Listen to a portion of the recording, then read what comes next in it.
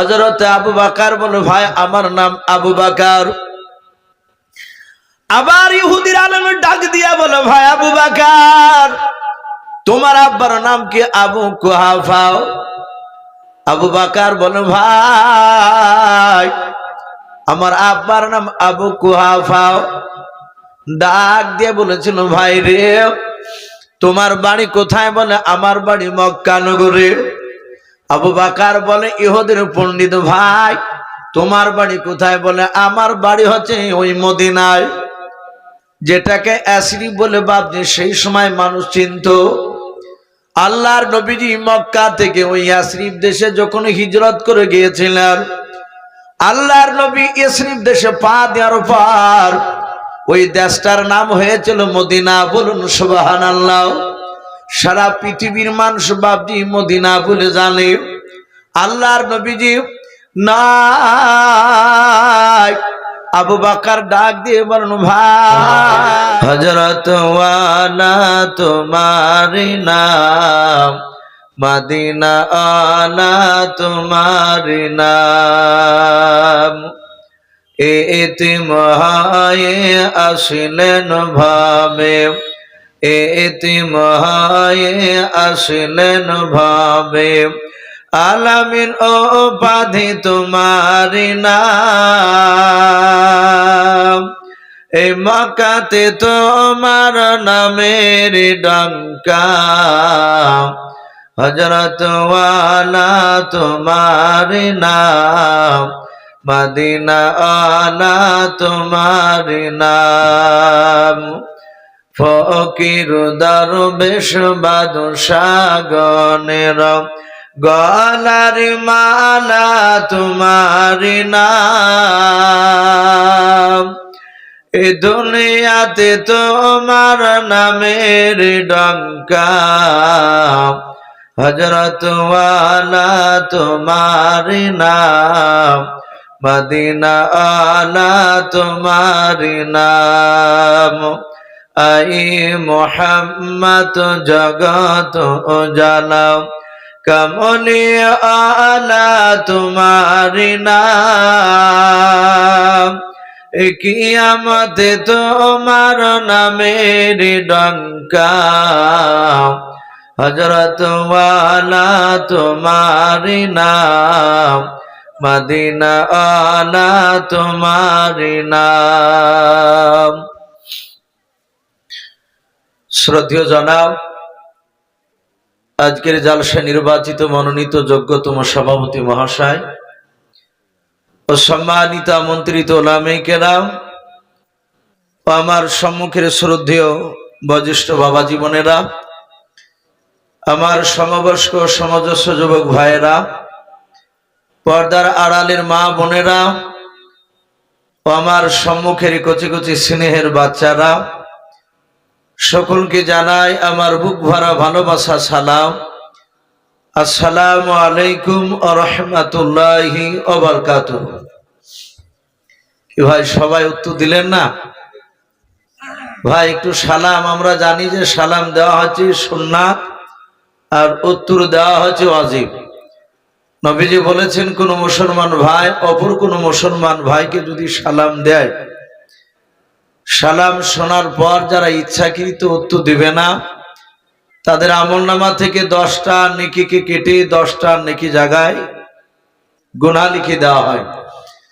আমি ভাবছি সামনে কয়েকজনের আওয়াজ শুনতে পেলাম, আর আমার এই ভাইজান স্টেজে এসে উনিও ভাবছি উত্তরটা জুড়ে দিয়েছেন। আপনারা প্রায় মানুষই ওনাকে চিনেন, এলাকার সম্মানীয় ব্যক্তি। উনি কেন এখানে বসে আছেন ভাবছি আমাকে বলা লাগবে না, প্রায় মানুষই আপনারা জানেন। উনিও একটু দোয়ার আশায় ভাবছি ঘুরে বেড়াচ্ছে মানুষের দ্বারে দ্বারে। আপনারা যেমন দোয়ার জন্য জালসার মাহফিল আয়োজন করেছেন, উনিও দোয়া নিতে এসেছেন। আল্লাহ ওনাকে কবুল করুন, বলুন আল্লাহুম্মা আমিন। ভাই সালাম আমি দেব সকলে মহব্বতে উচ্চ আওয়াজে। এখানে বেরেলি, দেবন্দি, ফারাজি, বাবজি এসব রাগারাগি করে সালামের যে উত্তর দিব না তা না। আমরা জানবো সে নাভির ওপরে হাত বাঁধুক আর নিচে বাঁধুক, আমরা জানি যে সবাই কলেমা পড়া মুসলমান ভাই। আমরা কলমা লা ইলাহা ইল্লাল্লাহু মুহাম্মাদুর রাসূলুল্লাহ সাল্লাম, এই কলমা পড়লি আমরা তাকে সালাম দিব, বলুন ইনশাআল্লাহ। এবং তারা যদি দেয় আমরা উত্তর দিব, বলুন ইনশাআল্লাহ। আসসালামু আলাইকুম ওয়া রাহমাতুল্লাহি ওয়া বারাকাতুহু। মাশাআল্লাহ, আলহামদুলিল্লাহ। সমস্ত প্রশংসা, হামদ ও নাত, সাধনা ভোজনা সে মহান রব্বুল আলামিনের জন্য, যে মহান রব্বুল আলামিন আমাদেরকে বড় ভালোবেসে রহম করে বিভিন্ন কাজ থেকে ফারিগ করে নিয়ে সে তার রহমতের মজলিসে আমাদেরকে বসার সুযোগ করে দিয়েছেন, আমরা বুঝতে পেরেছি। তাই মহান রব্বুল আলামিনের দরবারে বাপজি শুকরিয়া স্বরূপ আদায় করে বলুন আলহামদুলিল্লাহ। তারপরে পরে আপনার আমার নবী, যিনি ধর্মের গুরু, বিশ্ববরণ্য নেতা, মা আমিনার লাল হযরত আব্দুল্লাহর লাখতি জিগার, যিনি সাইয়্যিদুল মুরসালিন ও খাতামান নবিয়্যিন, যিনি হাবিবে কিবরিয়া আশরাফুল আম্বিয়া জনাবে মুহাম্মদুর রাসূলুল্লাহ সাল্লাল্লাহু তাআলা আলাইহি ওয়াসাল্লামের উপরে অগণিত দরুদ ও সালাম বর্ষিত হোক, আল্লাহুম্মা আমিন। ভাই, আমি আপনাদের সম্মুখে কোরআন কারীম থেকে বেশ কয়েকটা টুকরা পরিবেশন করেছি, তেলাওয়াত করেছি। তার পরপরই বিশ্ব নবীজির পবিত্র জবান থেকে মাত্র দুটো হাদিসের টুকরা পাঠ করেছি। ইনশাআল্লাহ যথাসময়ের মধ্যে আমার বক্তব্য করব। ভাই যারা একটু ওপরে বসে আছেন, ভাই আমি আপনাদেরকে অনুরোধ করছি, আমি হাতে পায়ে ধরে বলছি, ভাই একটু নিচে নেমে আসো। ভাই শোনা, আমরা একটু আদবের সহিত বসি। ভাই আমি আপনাদেরকে বেশি কোনো কষ্ট দিব না। আর মা বোনেদেরকে বলবো, আপনাদের ওখানে যদি চট পানা না থাকে তাহলে যেখানে বসা জায়গা করেছে মা বোনেদের, সেখানে চলে গেলে আমার মনে হয় একটু ভালো হবে। যেহেতু পর্দার জায়গা করা হয়েছে আর একদম ফাঁকা জায়গায় বাপজি বসে আছে, এটা পর্দার খেলা। আমি অনুরোধ করব মা বোনদেরকে, আপনাদের বসার জায়গায় আপনারা চলে যান। ভাই ভাই ওই দাঁড়িয়ে না থেকে একটু বসি, শোনা আমরা বসি। আমার আসলে এমন কোন বাপজি জিনিস হাদিস চাপ দেয় না আমাদেরকে, যেটা রাসূলুল্লাহ বাপজি করে নাই উম্মতে মুহাম্মদীকে করতে বলেছে। এরকম শুনেছেন? এরকম হাদিস পাওয়া যায়? রাসূলুল্লাহ যেটাই বাপজি সাহাবাদেরকে বলেছে উম্মতে মুহাম্মদীকে, নবীজি সাথে হাতে করে দেখে দিয়েছেন। এমনকি ইন্তেকাল করার আগেও নবী সেই কথাটা আমল করে দেখে দিয়েছেন, বলুন সুবহানাল্লাহ। আমরা সকলেই জানি রহমতের নবী মুহাম্মদ সাল্লাল্লাহু আলাইহি ওয়াসাল্লাম, তিনি দুনিয়ার বুকে 63 বছর বাপজি বেঁচে ছিলেন। আমার বিশ্ব নবী দুনিয়ার বুকে মসজিদে নববীতে আলোচনা করছিলেন। হঠাৎ করে জিবরিল আলাইহিস সালাম রাসূলের কাছে এসে সালাম দিলেন, আসসালামু আলাইকা ইয়া রাসূলুল্লাহ ইয়া হাবিবাল্লাহ। নবী সালাম দিয়ে উত্তর দিয়ে বুঝতে পারলেন ইনি সম্রাট জিবরিল আলাইহিস সালাম। আপনারা সকলেই শুনেছেন জিবরিল আলাইহিস সালাম নবীর কাছে 24,000 বারেরও বেশি এসেছিলেন, বলুন আলহামদুলিল্লাহ। কিন্তু এত হাজার বারের মধ্যে রাসূল বলে, আমি মাত্র জিবরিলকে অরিজিনাল তার চেহারা, বাহ্যিক যে জিবরিলের চেহারায় আমি মাত্র 2 বার দেখেছিলাম, বলুন সুবহানাল্লাহ। তাহলে জিবরিল নবীর কাছে এসেছিলেন কত হাজার বার বললাম? বা 24,000 বার বেশি।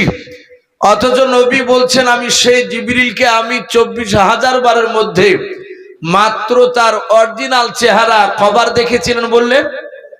2 বার। রাসূলুল্লাহর কাছে তাহলে অন্য টাইমে কিভাবে আসতে? হাদিসে পাওয়া যায় মুসাফির হালাতে বেশিরভাগ আসতে। সাহাবারা চিনতে পারতেন না যে ইনি সম্রাট জিবরিল। রাসূলুল্লাহ চিনতে পারতেন। রহমতের নবীর সাথে কথা বলার পর কিছুক্ষণ পর যে অদৃশ্য হয়ে যেতেন। নবী বলতেন, গো সাহাবা তোমরা চিনতে পারলে আমার সঙ্গে কিছুক্ষণ আগে যিনি কথা বলছিলেন উনি কে? সাহাবারা বলতেন, হুজুর উনি তো মুসাফির, মনে হলো না যে ওনার বাড়ি মক্কা মদিনায়, মক্কা মদিনার বাইরে বাড়ি। নবী বলতেন, ওগো আমার সাহাবায়ে কেরাম, ওনার দুনিয়াতে বাড়ি নেই, ওনার নাম হচ্ছে সম্রাট জিবরিল আলাইহিস সালাম, বলুন সুবহানাল্লাহ। আবার কোন কোন সময় দাহিয়াতুল কালবি বলে একজন সাহাবার নাম ধরে আসতে। তে জিবরিল আলাইহিস সালাম আল্লাহ রাসূলকে এসে বলে, নবী গো, ওগো রহমতের নবী, আমি আপনার কাছে এসেছি হুকুকুল্লাহ, আল্লাহর সাথে কিছু বান্দার হক রয়েছে। আল্লাহর নবী ডাক দিয়ে বলেন, ওগো আমার জিবরিল ভাই, বলে আল্লাহর সাথে বান্দার কোন জিনিসগুলো হক আছে তুমি আমাকে একটু খুলে বলাও। হযরত জিবরিল আলাইহিস সালাম ডাক দিয়ে বলে, গো আল্লাহর নবীজি, দুনিয়ার বুকে মানুষের সঙ্গে আল্লাহর হক যেমন 5 ওয়াক্ত নামাজ পড়া, এটা আল্লাহর সাথে বান্দার হক।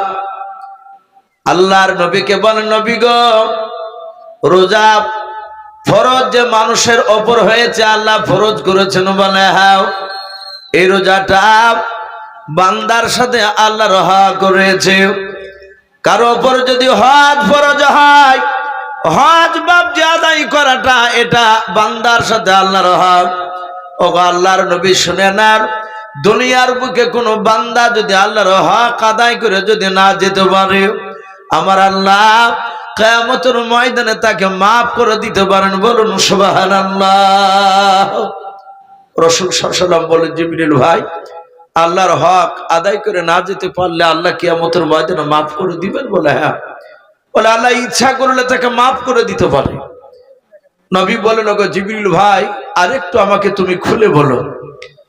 জিবরিল আলাইহিস সালাম তিনি বলেন, ওগো আল্লাহর রাসূল, কিয়ামতের ময়দানে যেদিন কোটি কোটি মানুষের সমাগম হবে, সেই দিনকে আল্লাহ রাব্বুল আলামিন একটা মানুষকে ডাক দিয়ে বলবেন, ওগো আমার ফেরেশতা, একে আমি দাঁড় করেছি। আল্লাহর সামনে বান্দাকে দাঁড় করে দিয়ে আল্লাহ দুজন ফেরেশতাকে ডেকে বলবেন, ফেরেশতা দেখো তার জীবনে পুরা জিন্দেগিতে কোনো নেকি আছে কিনা, এর নেকি আর গুনাহটা আছে তুমি একটু দেখো, ওর গুনাহ বেশি না নেকি বেশি আছে। যেই লোকটাকে আল্লাহ দেখতে বলবেন, সে আল্লাহর ব্যাপার, আল্লাহ ওই লোকটার ব্যাপারে, বান্দার ব্যাপারে আল্লাহ সব জানেন। জানার পরে বলবেন, বান্দা তোমার আমলনামা খানা আমার ফেরেশতারা দেখবে। দুজন ফেরেশতা কয়েক সেকেন্ডের মধ্যে বাবা তার পুরা জিন্দেগির আপনার আমলনামা খানা দেখবেন। দেখার পর ফেরেশতারা ডাক দিয়ে বলবেন, আল্লাহ এই বান্দার পা থেকে মাথা পর্যন্ত পুরা জিন্দেগি তার আমলখানা দেখে নাও, জীবনে একটাও নাকি নাই, পুরা আমলনামাটা গুনাহতে ভরপুর হয়ে আছে। আল্লাহ বলবেন, ওরে বান্দা নয় ফেরেশতা বলো, এই লোকটাকে এখন কি করা যাবে? বলে মাওলা, আপনার কথা অনুযায়ী লোকটা জাহান্নামে চলে যাবে, আপনি কি জাহান্নামে দিয়ে দেন? আল্লাহ বলবেন, ওরে আমার ফেরেশতা, এই লোকটা একটা নেকির কাজ করে নাই? বলে না। বলে জীবনে কি নেকির রোজা রাখে নাই? বলে নাও। ওকে জীবনে শুনে নাও, কোনদিন 1 রাকাত কে নামাজও পড়ে নাই। আল্লাহর ফেরেশতারা ডাক দিয়ে বলবেন, ওগো আল্লাহ, ওগো আল্লাহ, আপনার এই বান্দা জীবনে 1 রাকাতও নামাজ পড়ে নাই। আমার আল্লাহ ডাক দিয়ে বলবেন, ওরে আমার ফেরেশতা, এই লোকটা তোমরা বলছো জাহান্নামে দেওয়া লাগবে। বলে আল্লাহ আপনার কথা অনুযায়ী একে জাহান্নামে দেওয়া লাগবে। আমার আল্লাহ ডাক দিয়ে বলবেন, ওরে আমার ফেরেশতা, আমি আলা কুল্লি শাইইন কদির, আমি সর্বশক্তিমান, আমি মাওলা রহমতের যশ ডুব দিয়ে দিলাম, আমি জাহান্নামীকে জান্নাতে দিয়ে দিলাম। বলুন সুবহানাল্লাহ। আল্লাহ ডাক দিয়ে বলবেন, এই ফেরেশতা, আমি একে জাহান্নামে দিব না, আমি একে জাহান্নাম থেকে জান্নাতে দিয়ে দিলাম, একে জান্নাতে দিয়ে দাও। জান্নাতে বাবজি ফেরেশতারা নিয়ে গিয়ে তাকে রেখে দেবে। সেদিন কিয়ামতের ময়দানে কোটি কোটি মানুষের যে সমাগম, সবাই যদি একত্রিত হয়ে আল্লাহর বিরোধিতা যদি করে, আল্লাহর বিরুদ্ধে যদি স্লোগান তুলে বলে, আল্লাহ এই লোকটা 1 রাকাত নামাজ পড়েনি, রোজাও রাখেনি, এই লোকটা জাহান্নামে দেওয়া দরকার, আপনি একে জাহান্নাম থেকে কেন জান্নাতে দিলে? আল্লাহ যদি বলে, বান্দা আমার ইচ্ছা হয়েছে, আমি ওকে জাহান্নাম থেকে জান্নাতে দিয়েছি, আর কিছু করার থাকবে বাপ সেদিন? আমাদের সেদিন আর কিছু করার নেই। এই যে রমজান মাস বাপজি পার হয়ে গেল, এখনো 1 মাস হয়নি বাপ। 1 মাস হয়েছে রমজান মাস হওয়া, শাওয়াল মাস এখনো চাঁদ চলছে। আমি এই বছরকার বাপজি একদম বাস্তব কথা বলছি। এই বছর প্রায় গ্রামে বাবজি, প্রকাশ্য বাবজি রোজা নাই, তা মানুষ বুঝতে পেরেছে। অনেক মানুষ সিগারেট খেয়ে বেড়াচ্ছে, চা খাচ্ছে।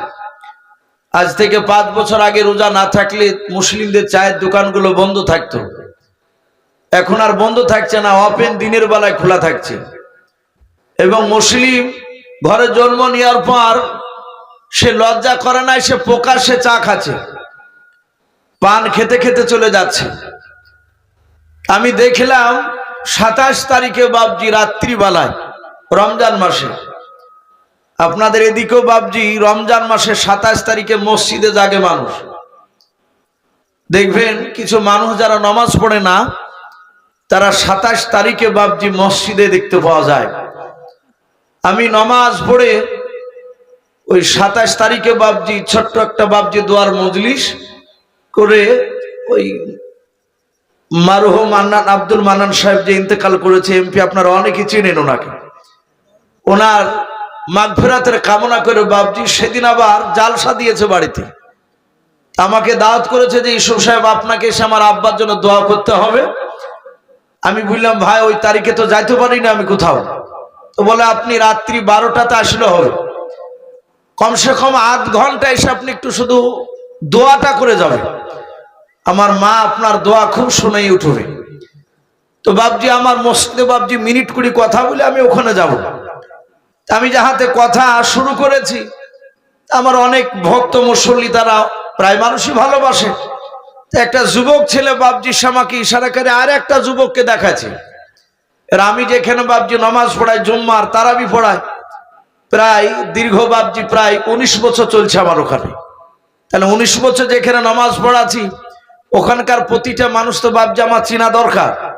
আমি নামও জানি সবারই, ওরা যেমন আমাকে খুব ভালো জানে, আমিও ওদেরকে বাবজি ভালো করে চিনি। তা আমাকে দেখাচ্ছেন যে ইউসুফ সাহেব দেখেন, দেখেন মানুষ রোজা রাখে না, ও আপনার পেছনে আজকে তারাবি পড়তে হয়েছে 27 তারিখে, মানে ও রাত জাগবে।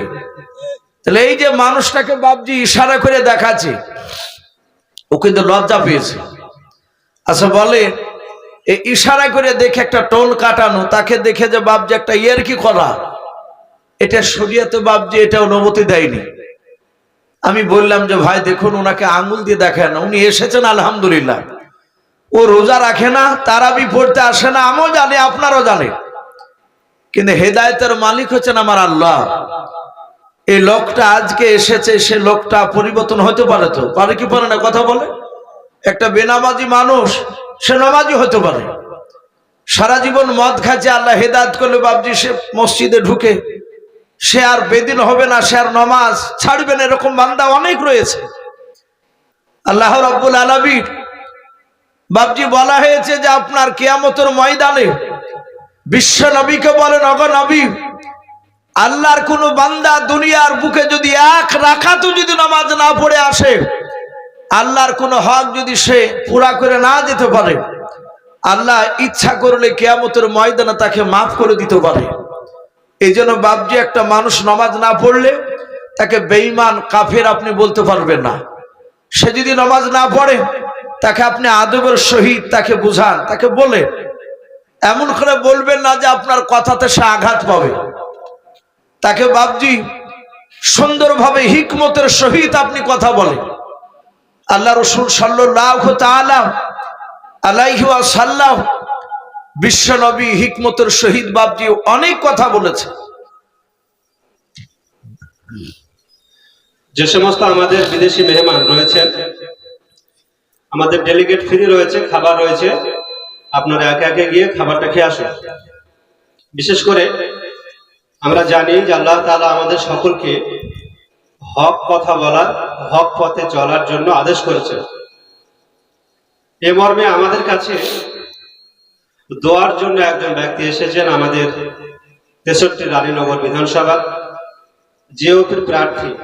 এটা রাজনৈতিক প্ল্যাটফর্ম নয়, কিন্তু মুসলিম হিসাবে, আজ মুসলিম সেই হিসাবে সকলের অধিকার আছে একজন ধর্মগুরুর কাছে, ধর্ম প্রতিষ্ঠানে দোয়া আশীর্বাদ নেওয়া।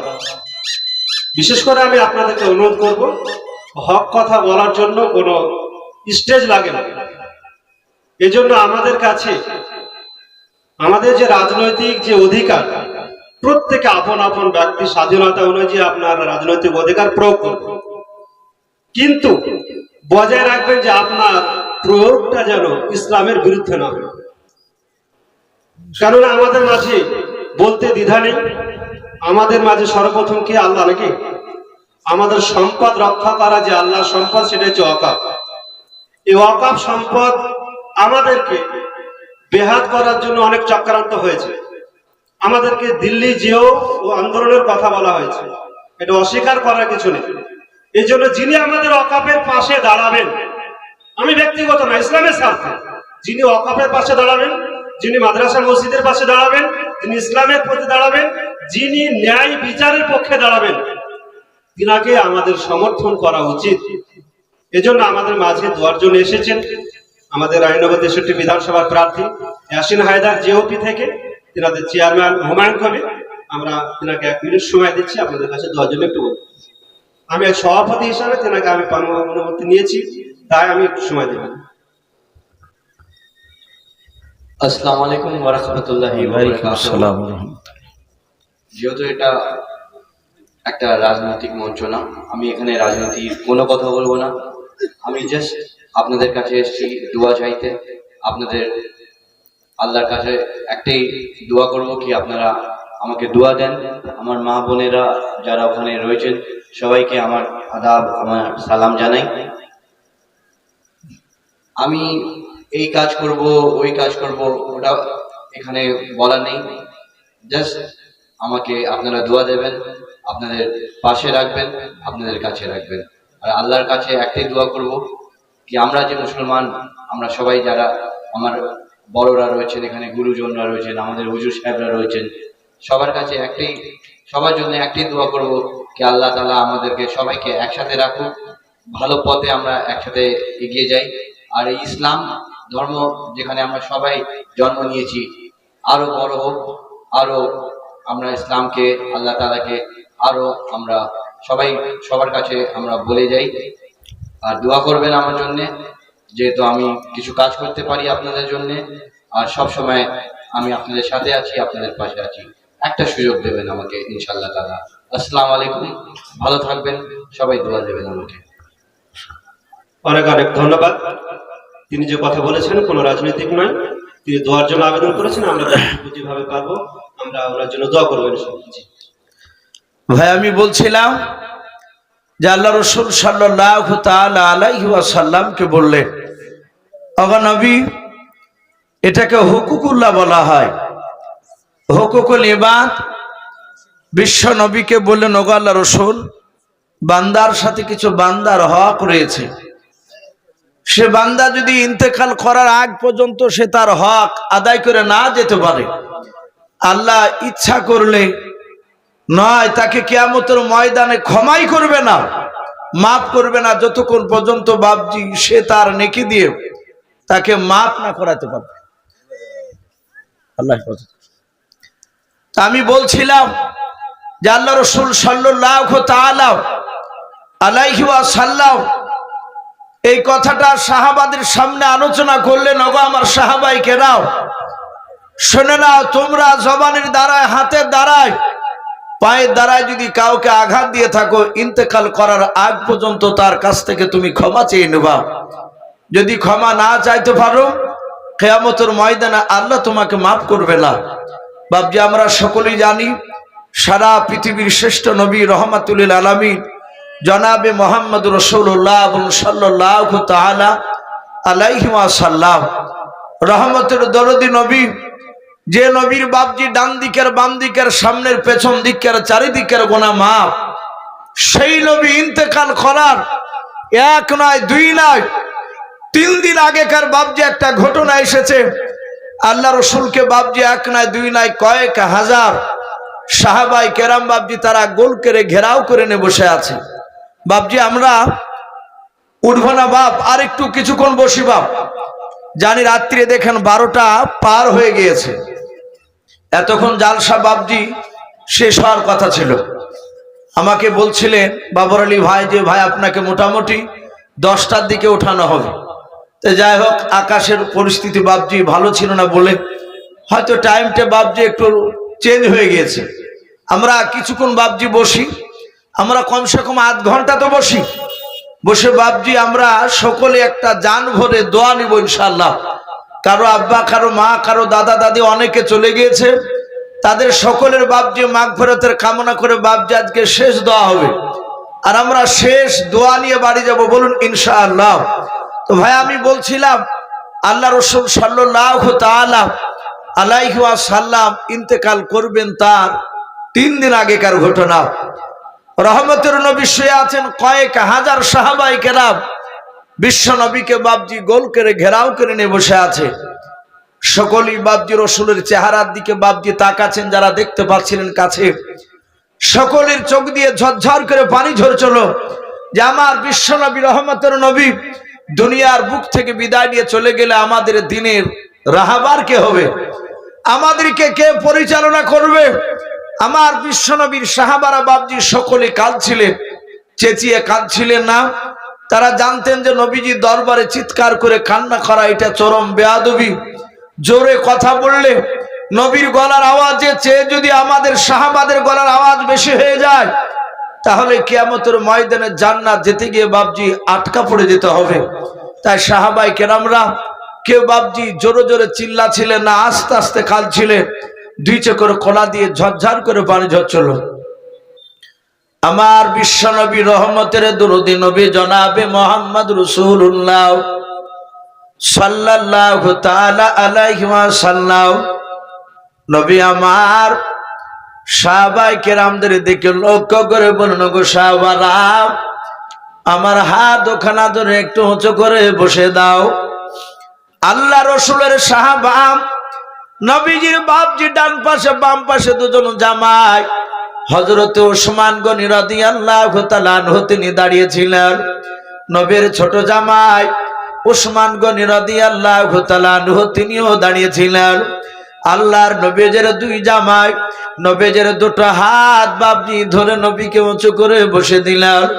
আল্লাহর নবীজির মাথার যন্ত্রণা বেশি হয়েছিল। নবী আমার বেশি করে বাবা দাঁড়াতে পারছিলেন না, একাই উঠে বাপজি বসতে পারছিলেন না।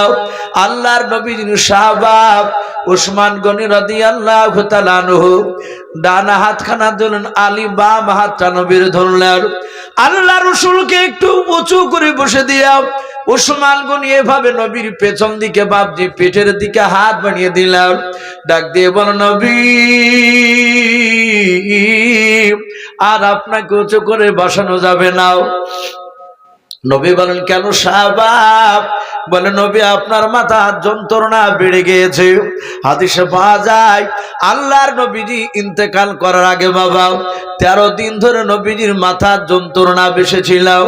আল্লাহর নবী 13 দিন মাথার যন্ত্রণার কারণে নবী আমার 17 ওয়াক্তের ফরজ নামাজের সাহাবাদেরকে নিয়ে নবীজি ইমামতি করতে পারেননি। আল্লাহর নবীজিকে পেছন করে নবীর বন্ধু আবু বকর সিদ্দিক রাদিয়াল্লাহু তাআলা আনহু তিনি ইমাম হয়ে বাপজি নামাজ পড়িয়েছিলেন। আল্লাহ রাসূলের সাহাবা ওসমান গনি ডাক দিয়ে বলে, নবী গো আর আপনাকে উঁচু করে বসানো যাবে না, একটু উঁচু করে বসে আছে। নবী গো আপনি আমার ডান হাতে আপনি ভর দিয়ে একটু হিলাল দিয়ে আপনি বসে যান। আল্লাহর নবী বসে পড়লেন। রহমতের দরদে নবী আমার আল্লাহর নবীজি বাপজি আপনার সাহাবাদের দিকে আপনার তাকাতে লাগলেন। আল্লাহর নবী সাহাবাদের দিকে তাকে দেখেন সাহাবাদের চোখ দিয়ে পানি ঝরে। রহমতের নবী বাপজি কান্না শুরু করে দিলেন। দরদে নবী আমার হাত দুখানা বাপজি ভাবে উঁচু করে ধরলেন। আল্লাহ রাসূল হাত দুখানা উঁচু করে ডাক দিয়ে বলেন, আমার আবু বকর সাহাবা। আবু বকর নবীর ডান পাশে বাপজি বসেছিলেন। বলেন, লব্বাইক রাসূলুল্লাহ। ওগো আল্লাহর নবী আপনি কেন আমাকে ডাকলেন? আমি আপনার দরবারে হাজির আছি বলেন। আল্লাহর নবী বলেন, আবু বকর তোমার হাত ওখানে আমাকে ধরতে দাও। আবু বকর নবীর হাত ওখানে বাপজি ধরলেন। আল্লাহর নবীজির কান্না দেখে আবু বকর থাকতে পারলেন না। আবু বকর কাঁদছিলেন, কারণ নবীজির সবচেয়ে বাবা কাছের সাহাবা জানের বন্ধু বাপজি আবু বকর ছিলেন। আল্লাহর নবীর বন্ধু আবু বকর বুঝতে পেরেছে নবী আর দুনিয়ার বুকে বেঁচে থাকবেন না। আল্লাহ রাসূলের হাত ওখানে ধরে বলেন, ফেদাকা আবি ওয়া আম্মি ইয়া রাসূলুল্লাহ। আল্লাহর নবী বললেন, ওগো আমার সাহাবা আবু বকর, তুমি আমার জন্য বললা তোমার আব্বা আমার পায়ে তুমি কুরবান হয়ে যাক। বলো হুজুর হাও। আল্লাহর নবীজিকে আবু বকর ডাক দিয়ে বলো, নবী গাও, আপনি কান্না করবেন না, আপনার চোখের পানি আমি আবু বকর সহ্য করতে পারি না। আল্লাহর নবীজিকে হাত ওখানা ধরে বলছেন, নবী কেন আপনি আমার হাত ওখানা ধরতে চাইলেন?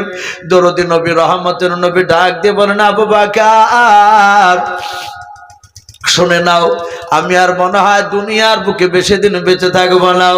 ওরে আমার আবু বকর সাহাবা শুনে নাও, 1 2 3 4 করে আমার 63 বছর হতে চলো সাহাবা। ওরে আমার আবু বকর, আমি অনেক জায়গায় তোমাকে নিয়ে গিয়েছিলাম। ওরে আবু বকর, অনেক সময় তোমাকে হুকুম করেছি। ও আমার আবু বকর, আমার জবানের দ্বারাই, আমার হাতের দ্বারা, আমার পায়ের দ্বারা যদি তুমি কোনোদিন আঘাত পেয়ে থাকো, ওরে আমার আবু বকর, আমি তোমার হাত ওখানা ধরে ক্ষমা চাইতেছি। আবু বকর শুনে নাও, হাজার হাজার সাহাবা এখানে উপস্থিত আছে, হুজুর দেখতে পাচ্ছে আমি। আল্লাহ রাসূল ডাক দিয়া বলেন, ওরে আবু বকর শুনে নাও, হাজার হাজার সাহাবার সামনে হয় তুমি আমাকে ক্ষমা করে দাও, নতুবা তার প্রতিশোধ বদলা তুমি নিয়ে নাও। আল্লাহর নবীজির বন্ধু আবু বকর সিদ্দিক রাদিয়াল্লাহু তাআলা আনহু নবীজির হাত ওখানা জুড়ে ধরে কাঁদেন আর বলেন, নবী গো, আপনি জীবনে কোনোদিন অন্যায় করেননি। ওগো নবী, আপনি কাউকে আঘাত দিয়ে কথা বলেন নাই। আল্লাহ রাসূলের জীবনীতে বাপজি পাওয়া যায়, নবী আমার কলমার দাওয়াত দিতে গিয়েছেন। এক ইহুদি যুবক বাবা আল্লাহ রাসূলের বাপজি নবীকে চিনে নাও, নবী যে আখির জামানার পয়গম্বর, ইহুদি বাপজি নবীকে বিশ্বাস করে নাও। ইহুদির বাপজি আবু জেহেলের কথা মোতাবেক শুনে বাবা ইহুদি দৌড়তে দৌড়তে এসে আল্লাহর নবীর কাছে এসে নবীর বাম দিকের গালে বাপজি ঠাস করে চড় লাগিয়ে দিলাও। এত জোরে ইহুদি থাপ্পড় মারল নবীজির পবিত্র গালে। বেঈমান ইহুদির আঙ্গুলের 5টা দাগ আল্লাহ রাসূলের নূরানি চেহারায় বাপজি গালে দাগ লেগে গেল। রহমতের নবী গালি দিলেন না, চোখটা রাঙা করে তাকালেন না। আল্লাহ নবীজির চোখের কোনা দিয়ে ঝরঝর করে পানি ঝরছিল, যাহাতে ইহুদি মেরেছে। আল্লাহর নবীজি ইহুদির হাতখানা ধরে যে হাত দিয়ে আঘাত করেছিল, ওই হাতের তালুতে বাপজি নবীজি চুমা দিয়ে বললেন, ওগো আমার ইহুদি ভাই, আমার গালে যে থাপ্পড় মারলেও, ইহুদি ভাই মনে হয় তোমার হাতে ব্যথা হয়েছে। ইহুদির বাপজি হাতে যখন চুমা দিয়েছে নবী আমার, ইহুদি রাসূলের চেহারার দিকে ফাল ফাল করেছে থাকতে লাগলো। ইহুদি মনে মনে ভাবলো, আমি অন্যায় করে তার গালে থাপ্পড় মারলাম, আর আমার লাগা হাতটা ইহুদি ধরে আমার হাতে 4 তালুতে চুমা দিয়ে দিলাম। মনে মনে ভাবলো, ইনি দুনিয়ার কোন সাধারণ মানুষ নয়, ইনি আখিরি জামানার পয়গম্বর হবে। আল্লাহর নবীজির পা দুখানা জোড়া ধরে কাঁদেন আর বলেন, নবী আমি অন্যায় করে মেরেছিলাম, চিনতে পেরেছিলাম না, এখন চিনতে পেরেছে আপনি সারা পৃথিবীর শ্রেষ্ঠ মানব, আপনি শ্রেষ্ঠ নবী। ও নবী, আপনার কলমা পড়ে আপনি মুসলমান বানেন, আর আমি বাপ দাদার ধর্মের দিকে যাব না। বলুন সুবহানাল্লাহ। এই ছিল রাসূলুল্লাহর চরিত্র। হযরতে আবু বকর নবীর হাত দুখানা ধরে বলছেন, ফেদাকা আবি ওয়া আম্মি ইয়া রাসূলুল্লাহ। ওগো নবী, আপনি অন্যায় করেননি। আমি শুনেছি আমার কলিজার টুকরা বিটি হযরত আয়েশা সিদ্দিকা রাদিয়াল্লাহু তাআলা আনহা, আবু বকরের বিটির নাম ছিল আয়েশা, আর এই আয়েশার সাথে বাপজি রাসূলুল্লাহর বিয়ে হয়েছিল। হযরতে বিশ্ব নবীর অর্ধাঙ্গিনী বিবি আয়েশা সিদ্দিকা রাদিয়াল্লাহু তাআলা আনহা তিনি বলেন, আমি রাসূলুল্লাহর মুখে শুনেছি নবী সারা রাত যেদিন বাপজি আয়েশার বাড়িতে পালি পড়তো, নবী আমার রাত্রিবেলা নামাজে দাঁড়াতে সারা রাত বাবজি নমাজ নফল নামাজে দাঁড়িয়ে কাটিয়ে দিতে। সকালবেলা দেখতেন হযরতে বিশ্বনবীর পাখানা বাবজি একটু ফুলে যেত। আমরা যারা ট্রেনে বাবজি লালবাগ বলেন আর বহরমপুর থেকে যে কলকাতা শিয়ালদাতে যায়, যারা সিট পায় না, পুরো রাস্তাটাই বাবজি দাঁড়িয়ে যদি যায় সে চলে যেতে পারবে। দেখবেন কলকাতা নামার পরে তার জুতোটা টাইট হয়ে গেছে পায়ে, অটোমেটিক তার বোঝা যাবে যে তার পা ফুলেছে।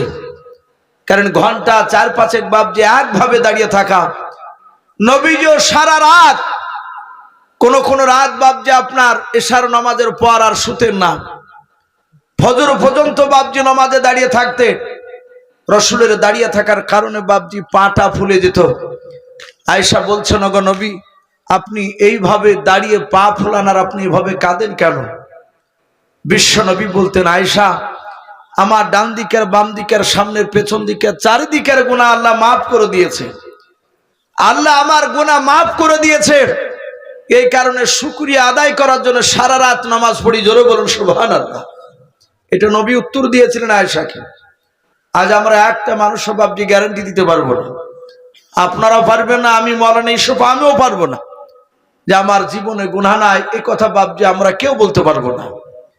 আমি জানি না আজ মানুষ বাবজি অনেকে ওয়াজ শুনতে আসে, যদি আল্লাহর কাছে মাকবুলিয়াত না হতে পারে, আল্লাহর কাছে প্রকৃতি যদি আলেম না হতে পারে, কিয়ামতের ময়দানে বাবজি সেদিন হয়তো পাকড়া হয়ে যেতে হবে।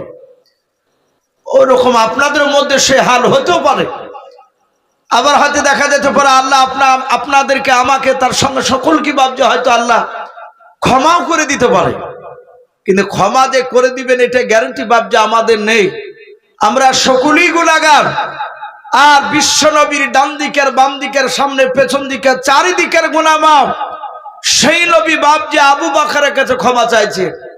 আবু বকর রসুলের হাত ওখানে ধরে বলছে, নবী গো, আমি আপনাকে সর্বপ্রথম চিনতাম না, আমি জানতাম না যে আপনি আখিরি জামানার রসুল, আপনি সত্যবাদী, এটা মানুষের মুখে শুনতাম। কারণ নবীর বাড়ি আর আবু বকরের বাড়ি একই দেশে ছিল, মক্কাতে ছিল বাড়ি। হযরতে আবু বকর লোকের মুখে শুনতে পেয়েছিল যে আব্দুল্লাহর একটা ছেলে, তার নাম মুহাম্মদুর রাসূলুল্লাহ সাল্লাল্লাহু আলাইহি ওয়াসাল্লাম। এই ছেলেটা মিথ্যা কথা বলে না, সে সত্যবাদী। কিছু মানুষের চেহারার দিকে বাবজি তাকিয়ে পুরাটা বুঝতে না পারলো কিছু অনুভব করা যায় যে এই লোকটা কত বড় আল্লাহওয়ালা। কি বাবজি বোঝা যায় না? অনেক আলেমের দিকে তাকিয়ে অনেকে বাবজি ধারণা করে যে মানুষটা মনে হয় বুজুর্গ হতে পারে। সেটা আল্লাহর কাছে, সেটা আল্লাহ ভালো জানে। কিন্তু মানুষ অনেকে ধারণা করে। রাসূলুল্লাহর চরিত্র বাবজি ছোট থেকে মানুষ জানতে পেরেছিল যে এই ছেলেটা মিথ্যে কথা বলে না। তাই মক্কার লোকেরা সবাই রসুলকে আল আমিন বলে ডাকতো, সত্যবাদী আল আমিন মানে। আবু বকর জানতো কিনি সত্যবাদী কিনা আখিরি জামানার রসুল, এটা আবু বকর জানতো না। আবু বকরের জীবনীতে পাওয়া যায় উনি কাপড়ের ব্যবসায় করতেন, কাপড়ের ব্যবসা করতেন উনি। আমরা মুর্শিদাবাদের সবচেয়ে বাবজি জানি বড় হাট বেলডাঙ্গা। মানুষ বেলডাঙ্গাতে অনেকেই যায়। আমরা রাসূলুল্লাহর জামানায় মক্কা নগরে বাবজি আরবের বুকে সবচেয়ে দুটো বড় হাট ছিল। একটা বড় হাটের নাম ছিল সিরিয়া, সিরিয়াতে মক্কার লোকেরা ব্যবসা করতে যেত। দ্বিতীয় আরেকটা হাট, সে হাটটার নাম ছিল বাবজি শাম দেশ। শাম আর সিরিয়া দুটো দেশে বাবজি মক্কার লোকেরা বাবজি তারা ব্যবসা করতে যেত বেশি। আবু বকর শাম দেশে গিয়েছেন ব্যবসা করতে। কাপড় খুব তাড়াতাড়ি বিক্রি হয়ে গিয়েছে। বিক্রি হওয়ার পর আবু বকর চিন্তা করলেন আমি একটু বাজারটা ঘুরিয়ে বেড়াই, বাজারটা ঘুরে দেখি। আবু বকর একা একাই ওই শাম দেশের বাজারে বাবজি ঘুরে বেড়াচ্ছে। তফসিরে লিখেছে বাবজি সিরাতে হালবিয়া বলে একটি কিতাব, রাসূলুল্লাহর জীবনী পাওয়া যায়। আরো অন্যান্য বাবজি তফসিরে কিতাবও বাবজি পাওয়া যায়। এক ইহুদির বাবজি বড় আলেম, এখনো খ্রিস্টান গির্জায় যারা ইমামতি করে তাদেরকে পাদ্রী বলা হয়। মসজিদে যেমন আমাদের ইমামতি যারা করে তাদেরকে মাওলানা বলে, অনেকে কারি সাহেব বলে, অনেকে ইমাম সাহেব বলে। তো খ্রিস্টান গির্জায় যারা নামাজ পড়ায় ওদেরকে বাপজি পাদ্রী বলা হয়। আর পাদ্রীরা ইহুদির বড় আলেম। তো এক ইহুদির আলেম তওরাত কেতাবখানা বাপজি বুকে করে নিয়ে ওই সামদেশের বাজারি ও ঘুরিয়ে বেড়াচ্ছিল, ও হেঁটে বেড়াচ্ছিল। যখনই বাপজি আপনার আবু বাকার পাশ কেটেছে, আবু বাকার ইহুদির আলেমটা নাম কেতাবে লিখেছে বহাইরা রহিম। এই বহাইরা রহিম বলে নাম, ইহুদির সে পণ্ডিত বুকে করে তওরাত খানা নিয়ে বাপজি হাঁটছিল, যাহাতে আবু বাকার পাশ করেছে। ইহুদির আলেমটা ডাক দিয়ে বলে, ভাই যুবক তুমি দাঁড়িয়ে যাও। ইহুদির আলেম বাপজি আপনার দাঁড়াতে বলল আবু বাকারকে। আবু বাকার তিনি দাঁড়িয়ে পড়লেন। ইহুদির আলেমটা আবু বাকারের সামনে দাঁড়িয়ে যাওয়ার পর কেতাবখানা বাপ যে তওরাত কেতাবটা খুলে আবু বাকারের পা থেকে মাথা পর্যন্ত কয়েকবার তাকানোর পর ইহুদির আলেম ডাক দিয়ে বলেছিল, ভাই তোমার নাম কি? আবু বাকার। হযরত আবু বাকার বলে, ভাই আমার নাম আবু বাকার। আবার ইহুদির আলেম ডাক দিয়া বলে, ভাই আবু বাকার তোমার আব্বার নাম কি? আবু কুহাফা। আবু বাকার বলে, ভাই আমার আব্বার নাম আবু কুহাফা। ডাক দিয়ে বলেছিল, ভাই রে তোমার বাড়ি কোথায়? বলে, আমার বাড়ি মক্কা নগরে। আবু বাকার বলে, ইহুদির পণ্ডিত ভাই তোমার বাড়ি কোথায়? বলে, আমার বাড়ি হচ্ছে ওই মদিনায়, যেটাকে ইয়াসরিব বলে বাপজি সেই সময় মানুষ চিনত। আল্লাহর নবীজি মক্কা থেকে ওই ইয়াসরিব দেশে যখন হিজরত করে গিয়েছিলেন, আল্লাহর নবী ইয়াসরিব দেশে পা দেওয়ার পর ওই দেশটার নাম হয়েছিল মদিনা। বলুন সুবহানাল্লাহ। সারা পৃথিবীর মানুষ বাপজি মদিনা বলে জানে। আল্লাহর নবীজি নাই। আবু বাকার ডাক দিয়ে বলেন, ভাই তোমার বাড়ি মদিনায়? বলে, হ্যাঁ। বলে, আমার বাড়ি মক্কায়। বলে, হ্যাঁ। এই ভাই আমার নাম আবু বাকার, আমার আব্বার নাম তুমি কেমন করে জানলে? ইহুদির আলেম ডাক দিয়ে বলেছিল, ভাই তোমার হাতখানা একটু আমাকে ধরতে দাও। আবু বাকার হাতখানা ধরতে দিলেন। বাবা আবু বাকার সঙ্গে সঙ্গে হাতখানা নিয়ে ইহুদির আলেমটা তার মাথাতে বাপ নিয়ে হাত দিয়ে বলেন, ভাই আবু বাকার তোমার হাতখানা একটু আমার মাথাতে হাত বুলিয়ে দাও। ডাক দিয়ে বলেছিল, ভাই কেন তোমার মাথাতে হাত বুলাতে বলছো বলো? ওই ইহুদির আলেম ডাক দিয়ে বলো, ভাই আবু বাকার একটু তোমার পেছন দিকের জামাটা একটু উঠাও, তোমার পৃষ্ঠ মোবারক খানা দেখতে চায়। বলে, কেন? বলো, ভাই রে এই তওরাত কেতাবটাই লেখা আছে আখিরি জামানার একজন নবী হবে, তার জানের বন্ধুর নাম হবে আবু বাকার, তার আব্বার নাম হবে আবু কুহাফা, যিনি আখিরি জামানার নবীর বন্ধু হবে, তার পেটে একটা কালো রঙের দাগ থাকবে। ও ভাই আবু বাকার দয়া করে তোমার জামাটা একটু উঠা, আমি তোমার পিঠটা আমি একটু দেখবো কালো রঙের দাগ আছে কিনাও। আবু বাকার বলে, আমি তোমার কাছে আমি আমার জামাটা উঠাবো না, আমি আমার পৃষ্ঠ মোবারক খানা তোমাকে দেখাতে চাই না। ইহুদি আলেমটা বলেছিল, ভাই রে তোমার এই হাতটা আমি মাথায় দিয়ে দিলাম, এই হাত দিয়ে তোমার বিশ্ব নবী পয়গম্বর বরকতে হাত তুমি অনেকবার তুমি স্পর্শ করবা, তুমি নবীর বন্ধু হবা।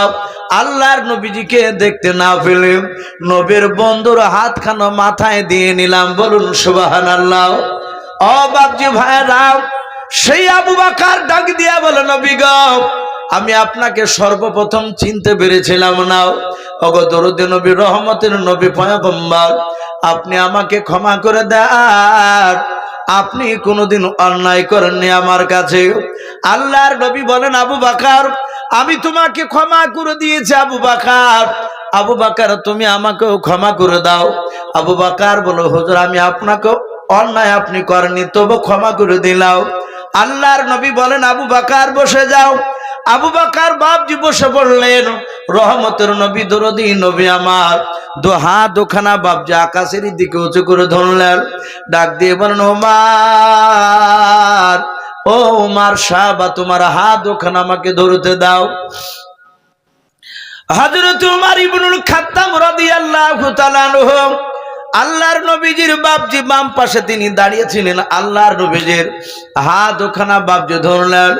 ওমর ডাক দিয়ে বলো, নবী আপনি আমার হাত কেন ধরতে চাইলেন বললেন?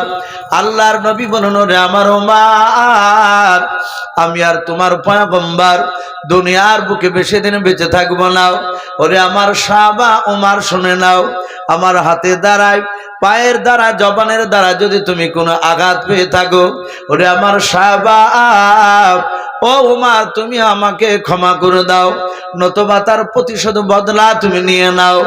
হযরত ওমর বিশ্ব নবীজির পা দুখানা জুড়ে দূরে কাঁদেন আর বলেন, ওগো নবী আপনি অন্যায় করেননি নবী, আমি আপনার কাছে অন্যায় করেছিলাম নবী, যেদিন আপনাকে আমি চিনতে পেরেছিলাম না ও দরদি নবী, সেই দিনকে আমি ওমর ওলুঙ্গা তলোয়ার হাতে করে নিয়াও নবী, আমি আপনার মাথা কাটতে গিয়েছিলাম, আমি আপনার কোরআনের কথা শুনেছিলাম, আপনার চেহারাখানা দেখে নবী আমি কলমা পড়ে নিয়েছিলাম। ও নবী, যে কলমা পড়ার আগে আমি আপনাকে মারতে গিয়েছিলাম। দরদে নবী আপনি অন্যায় করেননি। ও নবী, আমি আপনার সাহাবা ওমর আমি অন্যায় করেছি, আপনার পা দুখানা ধরে ক্ষমা চাই। ও নবী আপনি আমাকে ক্ষমা করে দেন।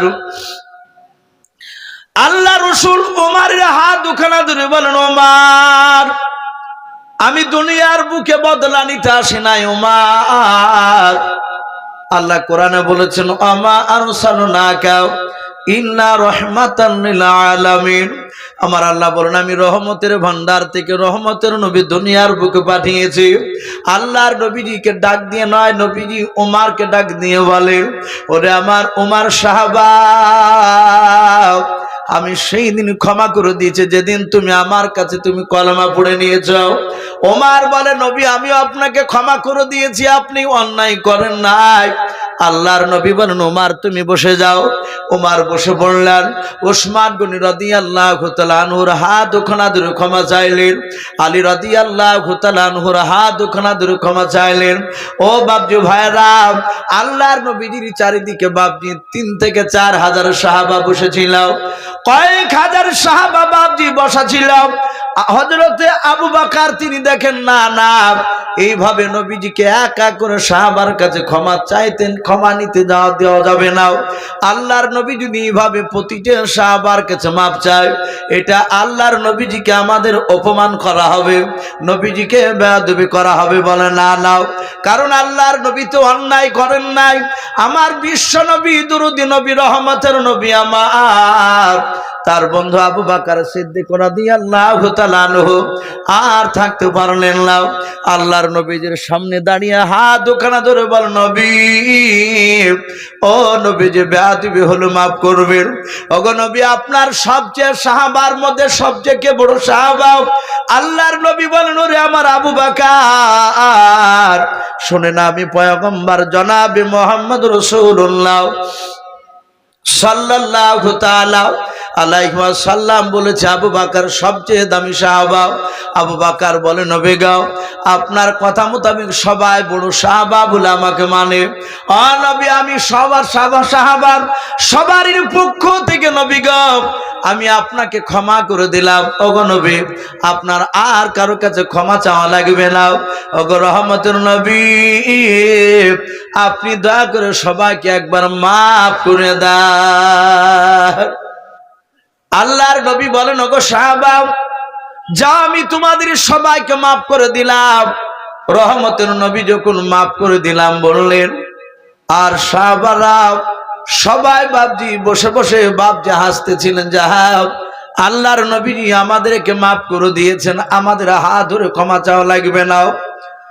একজন সাহাবা, বিশিষ্ট সাহাবা, যিনার নাম বাপজি কেতাবে পাওয়া যায়, হযরতে সাদ ইবনে আবি ওয়াক্কাস। বলুন সুবহানাল্লাহ।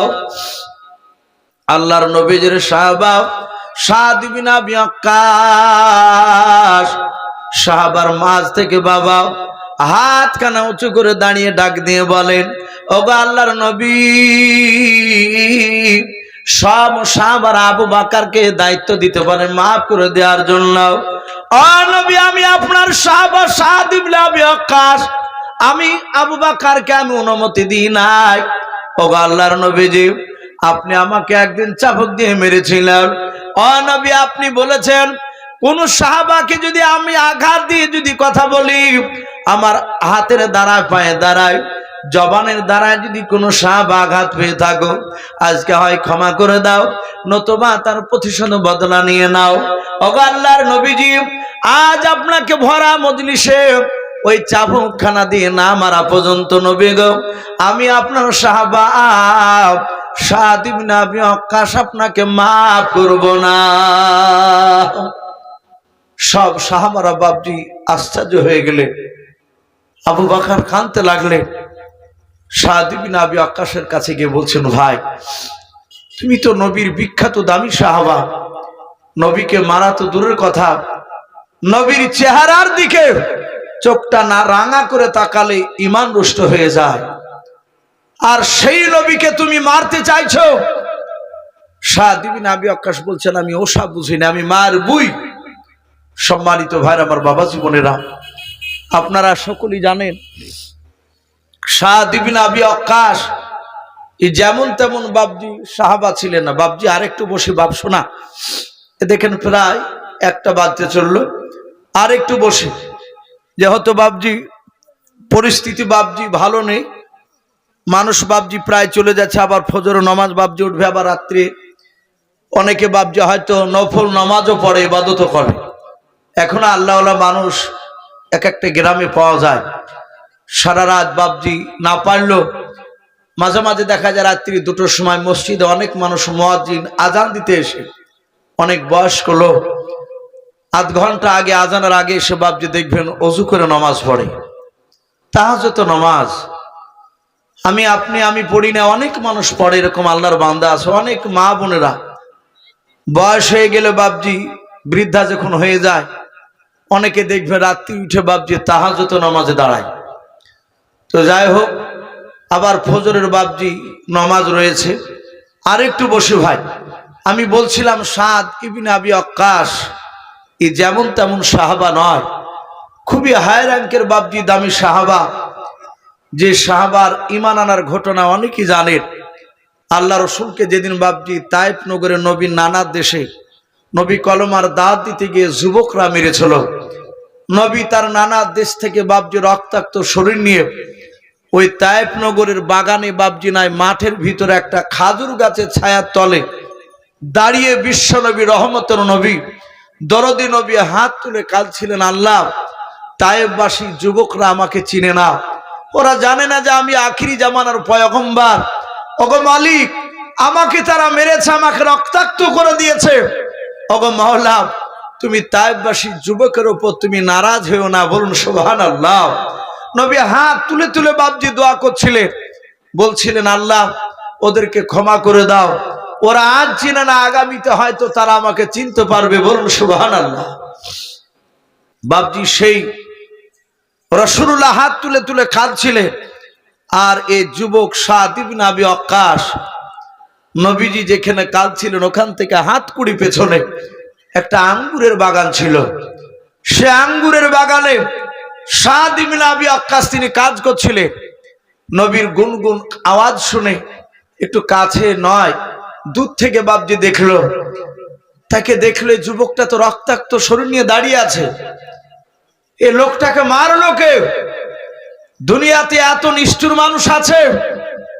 সঙ্গে সঙ্গে বাপজি যুবক ছেলেটা আঙ্গুরকে বাপজি নিংড়ে রস বের করে 1 গ্লাস, হয় কাঠের পেয়ালা হোক কিংবা এমনি মাটির চীনামাটির পেয়ালা হোক, আপনার একটা গ্লাসে আঙ্গুরের রস নিয়ে গিয়ে আল্লাহ রসুলকে গিয়ে বলছেন, এই যুবক আমি তোমাকে চিনি না, কিন্তু তোমাকে যারা মেরেছে তারা অন্যায় করেছে, তারা মানুষ বুঝি নয়, তারা অমানুষ, এভাবে মানুষ মানুষকে মারে, এই গ্লাসে রসটা খেয়ে নাও ভাই। আল্লাহ রসুল এভাবে পেছন দিকে তাকিয়ে বললেন, আকাশ, আমি খুশি হতাম যদি তুমি আমার একটা কথা শুনতা। আকাশ বলছেন, ভাই আমার নাম যে আকাশ তা আপনি জানলেন কি করে? আমি তো আপনাকে চিনি না। সঙ্গে সঙ্গে নবী বলেন, আকাশ শুধু আমি তোমার নামটা নয়, তুমি কোন খানদানের কোন বংশের ছিলে সেটা বলে দিব। বলে বলুন ধনী। আল্লাহ রাসূল বলেন, তুমি ইউনুস নবী পয়গম্বর আলাইহিস সালামের তুমি বংশধর। সঙ্গে সঙ্গে বললেন, আপনি কে? বলে আমি পয়গম্বর রাসূল।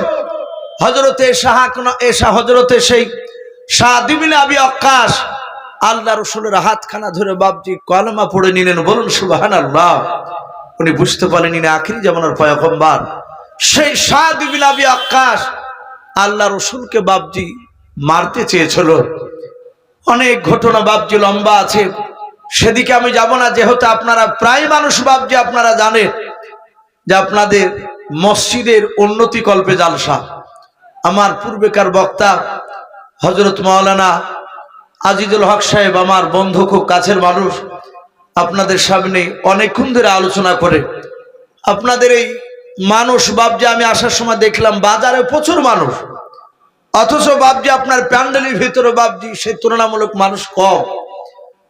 যেসব মানুষ বাজারে ঘোরাফেরা করছিল, রাস্তায় চলাফেরা করছিল, অর্ধেক মানুষ আসলে প্যান্ডেলে বাপজি জায়গা দিতে পারত না। কিন্তু মানুষের ইমান হয়ে গেছে বাপজি দুর্বল, যে কোনো একটা ইস্যু খুঁজে বেড়ায়। এখন মানুষ বলছে যে আকাশে বৃষ্টি হয়েছে, এই জন্য বাপজি মানুষ আর আসলো না। যদিও আসলো বাজার বাজার ঘুরে বাপজি সে জিলাপি ঝালবড়া বাদাম কিনে নিয়ে বাড়ি চলে গেল। অনেকে বাপজি এদিক দিয়ে শুধু তাকালছে, কিন্তু এই নিচে নামেনি। বহু মানুষ এরকম হয়নি, শত শত মানুষ এভাবে চলে গিয়েছে। এই ইমান বাপজি মানুষের দুর্বল। অথচ দেখুন বাপজি আমার বাড়ি ঘাসিপুর, আমার ওখানে মাগরিবের পরে বাপজি ভালো ঝড় আর বেশ একটু মোটা বৃষ্টি হয়ে গিয়েছে। আবার আপনাদের এখানে হালকা হয়েছে, সব জায়গার ধুলোটাও বাপজি বসেনি। তাহলে আবহাওয়াটা আলহামদুলিল্লাহ দিনের চেয়ে একটু ভালোই হয়ে গিয়েছে। অথচ মানুষ বাপজি আসতে এসে বসতে চাইছে না। এটা ইমান দুর্বল। তো বাপজি আমাকে বাবর আলী ভাই বলছিলেন যে ইসু ভাই শেষের বেলায় একটু বলবেন, আপনাকে চাপ দিয়ে বলতে হবে না। আজিজুল সাহেব তো কালেকশন উনি করবেন, করেছেন, যথেষ্ট বাপজি দিয়েছেন। আমি মসজিদ থেকে বসে বসে শুনছিলাম। বাপজি যার শেষ ভালো তার সব ভালো। আমি আরেকবার অনুরোধ করব বাপজি ভাইদেরকে, মা বোনেরা যারা আছেন, পর্দার আড়াল থেকে যারা কথাগুলো শুনছে, বাপজি মসজিদে অনেক কাজ বাকি আছে। আমি দেখলাম এই বাথরুমটা দেখলাম বাপজি এখনো ঢালাই হয়নি, করকে টিন আছে মনে হলো, ওপরে করকে টিন আছে। অনেক বাপজি এখনো কাজ বাকি আছে মসজিদে। বারান্দাটা বাপজি হয়নি, দুবড়ো ঘাসে ভর্তি হয়ে আছে। তাই প্রতিটা বাপজি ভাইকে বলবো, বাপজি আমরা দোয়ার আশায় বসে আছি। প্রায় দেখেন 1:15 পার হতে চললো। বাপজি ভাই ও মা বোনেরা যারা বসে আছে, আমরা যারা এখানে আছি দিয়েছি অনেকে। ইমানদার হচ্ছে বাপজি খাজুর গাছের মতো।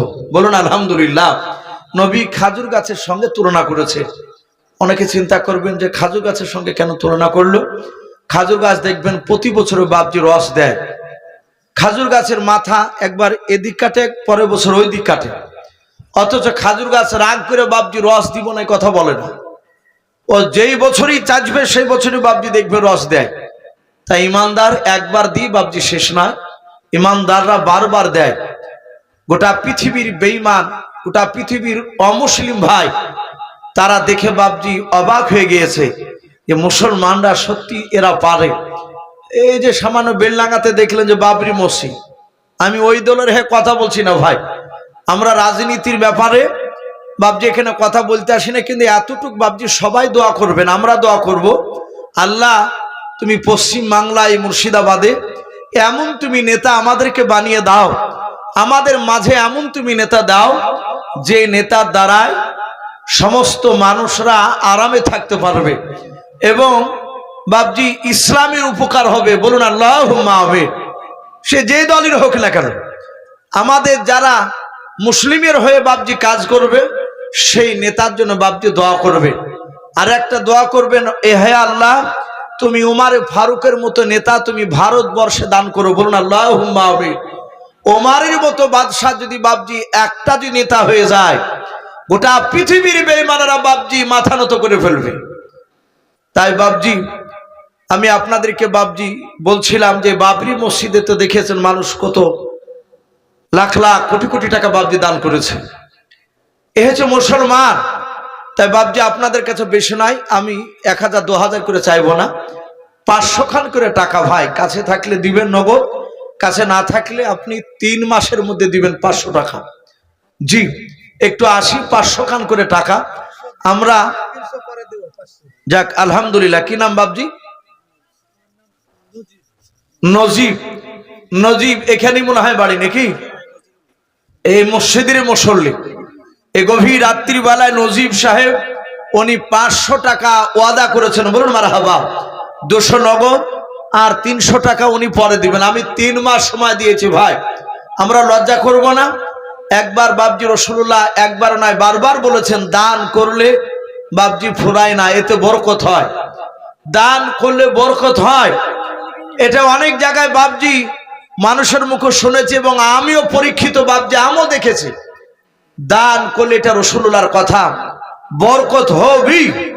তাই প্রতিটা বাপজি ভাইদেরকে বলবো ভাই একটু আসি। ওগো মা বোনদেরকে বলবো আপনারা বাচ্চা ছেলের হাতে নাহলে একটা কমিটি ছেলে একটা ভাই যান একটু মা বোনদের কাছে একটু গেটের মুখে দাঁড়াবেন, দেখবেন অনেক মা বোন 200 100 500 দিবেন ইনশাল্লাহ। মা বোন আপনারা না হলে 1 বস্তা সিমেন্ট লিখাবেন ইনশাল্লাহ।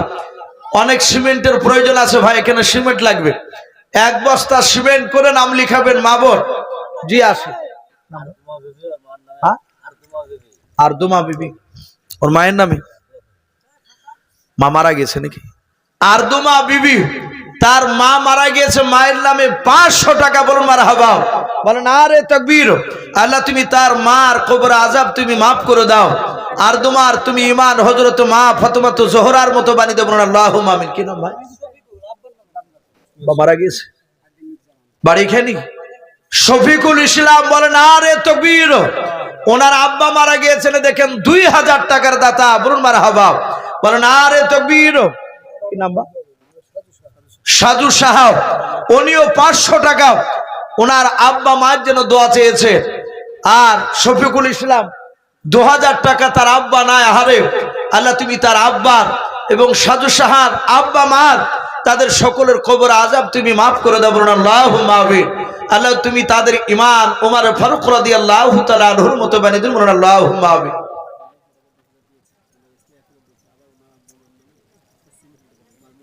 মাশাআল্লাহ। মসজিদের মুয়াজ্জিন আব্দুল হানিফ সাহেব, আব্দুল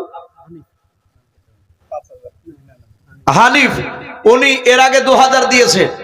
আবার মসজিদে বাপজি 1 বস্তা সিমেন্টের দাতা, বলুন মারহাবা। বলেন আরে তাকবীর। আল্লাহ তার সিমেন্টের দানকে কবুল করে নিও, তার আত্মীয় স্বজন কবর আযাবকে মাফ করুন, বলুন আল্লাহুম্মা আমিন। ওগো মাওলা তুমি তো দেখতে পাচ্ছ, ওগো আল্লাহ যারা দিচ্ছে যারা দিতে পারে নাই, তুমি সকলকে আমাদের মৃত্যুর আগে নবীর চেহারা না দেখে আমাদের মত দিও না, বলুন আল্লাহুম্মা আমিন। আমরা নবীকে দেখতে পেলে আর কিছু দরকার আছে ভাই? বলে আর কিছু আমাদের দরকার নাই। নবী বলেছেন যারা আমার চেহারা দেখলো তারা আল্লাহর ওলি হবে, তারা বাপজি জাহান্নামে যাবে না, বলুন সুবহানাল্লাহ।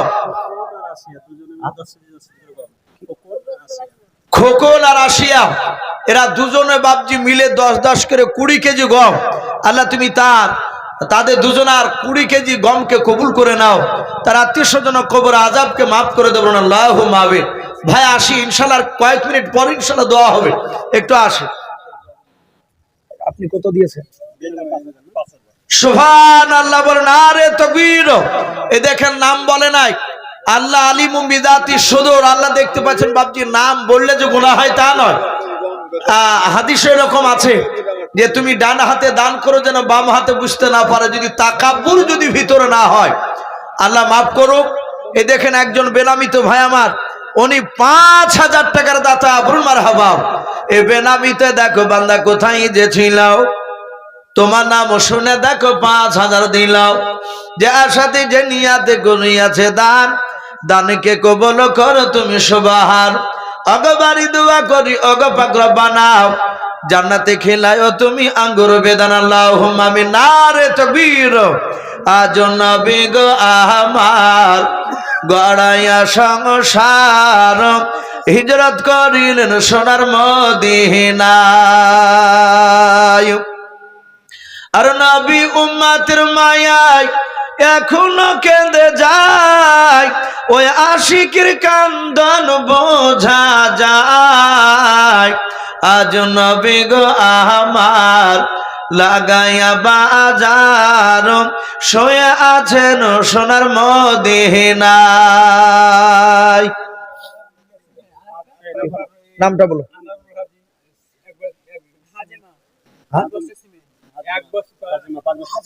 সুবহানাল্লাহ। হাজেমা বলেন আরে তাকবীর। এ হাজেমা নামে দেখো বান্দি কোথায় যে ছিল, পর্দা নাড়াল হতে দেখো 5 বস্তা সিমেন্ট দিয়া গেল। যার সাথে যে নিয়াতে 5 বস্তা সিমেন্ট করিয়াছে দান, দানকে কবুল করো তুমি সুবহান। অগবারি দোয়া করি অগ পাক বাণী মিজানেতে নাকির পানা করে দিও ভারী। আমি পাপী গুনাহগার দোয়া নাহি জানি, হাজেমা জন্য দোয়া করবে ফাতেমা জননী আল্লাহুম্মা আমিন। বুঝান ওগো কমিটি ভাই যারা আছেন শোনা, একটু সবাই মিলে আসি, ইনশাআল্লাহ দোয়াতে শরীক হতে হবে ভাই। আমরা যারা এদিক ওদিক ঘোরাফেরা করছি, ঘোরাফেরা না করে আমরা ইনশাআল্লাহ প্যান্ডেলের ভিতর চলে আসি। প্রতিটা কমিটি ভাইকে বলবো, ভাই যারা কমিটিতে নাম লিখেছেন সকলকে বলবো হয় আপনারা আসুন, এসে একটু বসে যায়। আর একটা কি নাম বললে? হাজিম না কি নাম? আর বুঝান মাশাআল্লাহ বলুন আরে তাকবীর। এই বোঝার নামে দেখো বান্দা কোথায় যে ছিল, তোমার নামে শুনে দেখো 500 টাকা দিলাম। 500 টাকা বলে মনে করিও না হেলাও, নেকের খাতায় মনে লিখিও গো আল্লাহুম্মা আমিন। মাশাআল্লাহ বলুন আরে তাকবীর। এ রাকিবুল নামে বান্দা কোথায় যে ছিল, মায়ের নামে এসে দেখো 2000 টাকা দিলাম। যার সাথে যে নিয়াতে 2000 টাকা করিয়াছে দান, দানকে কবুল করো তুমি সুবহান। অগবারি দোয়া করি অগ পাক বানাও, জান্নাতে খেলায়ও তুমি আঙ্গুর বেদানাও। আর দোয়া করি মোলা তাহার জন্নতে সুখে শান্তি তার মাকে রেখো আল্লাহ তুমি কবরের বুকে আল্লাহুম্মা আমিন। ভাই আসি ভাই, আর দেরি না করে একটু তাড়াতাড়ি আসে। ফরিদার কমেলা তারা 2 জনায় মিলে 2 বস্তা সিমেন্টের দাতা বলুন মারহাবা। বলে না রে তাকবীর। আল্লাহ তুমি তাদের দুজনার 2 বস্তা সিমেন্টের দানকে তুমি কবুল করে নাও। তাদের ঈমান মা ফাতেমা তো জোহরা রাদিয়াল্লাহু তাআলা আনহার মতো বানিয়ে দেব আল্লাহুম্মা আমিন। মাশাআল্লাহ বলুন আরে তাকবীর। এই রাবিয়া নামে দেখো বান্দি কোথায় যে ছিল, পর্দার হতে দেখো 1 বস্তা সিমেন্ট আর 300 টাকা দিয়ে গেল। যার সাথে যে নিয়াতে 1 বস্তা 300 টাকা আল্লাহ করিয়াছে দাও, দানকে কবুল করো তুমি সুবহান।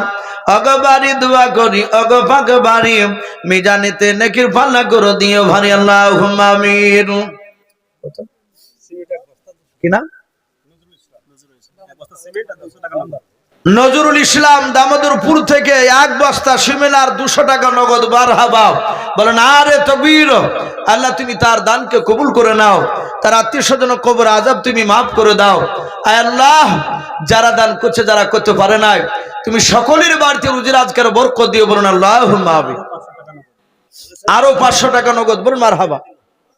মাশাআল্লাহ। এই দেখেন মা বোনদের কাছ থেকে এ দেখেন বেশ 3টা 500 টাকা নোট, 200 টাকা, 150, 10 টাকা, 20 টাকা, এভাবে বাবজি অনেক টাকা এসেছে ইনশাআল্লাহ।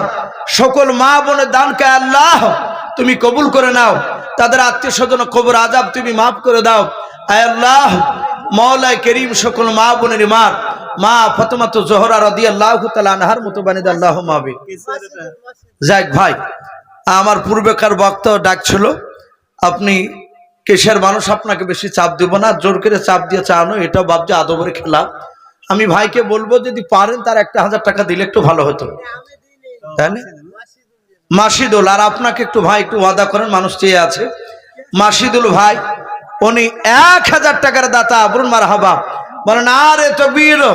এই মাসিদুল নামে দেখো বান্দা কোথায় যে ছিলাও, নবী নাম শুনে দেখো 1000 টাকা দিলাও।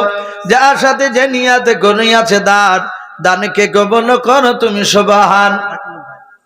রাকিবুল ভাই নামে কোথায় যে ছিল কি না ছিল দেখে দানে বোঝা গেল। জগবাপীর যোগ্য ছেলে এখানে আসিয়া 1000 টাকা দান দিল তোমাকে ভাবি আল্লাহুম্মা আমিন। গাজল নামে দেখো বান্দা কোথায় যে ছিল, তোমার নাম শুনে দেখো 500 টাকা দিলাও। 500 টাকা বলে মোলা করিও না হেলাও, নেকের খাতায় মোলা লিখিও গো মেলাও। অগ বাড়ি দোয়া করি অগ পাকর বানাও, জান্নাতে খেলাইও তুমি আঙ্গুর বেদান আল্লাহুম্মা আমিন। ভাই একটু বলেন, ভাই বলেন। সবাই তাকাচ্ছেন, আপনি আজিজুল যখন নাম করছেন ওখানে দাঁড়িয়ে হাসছিলেন।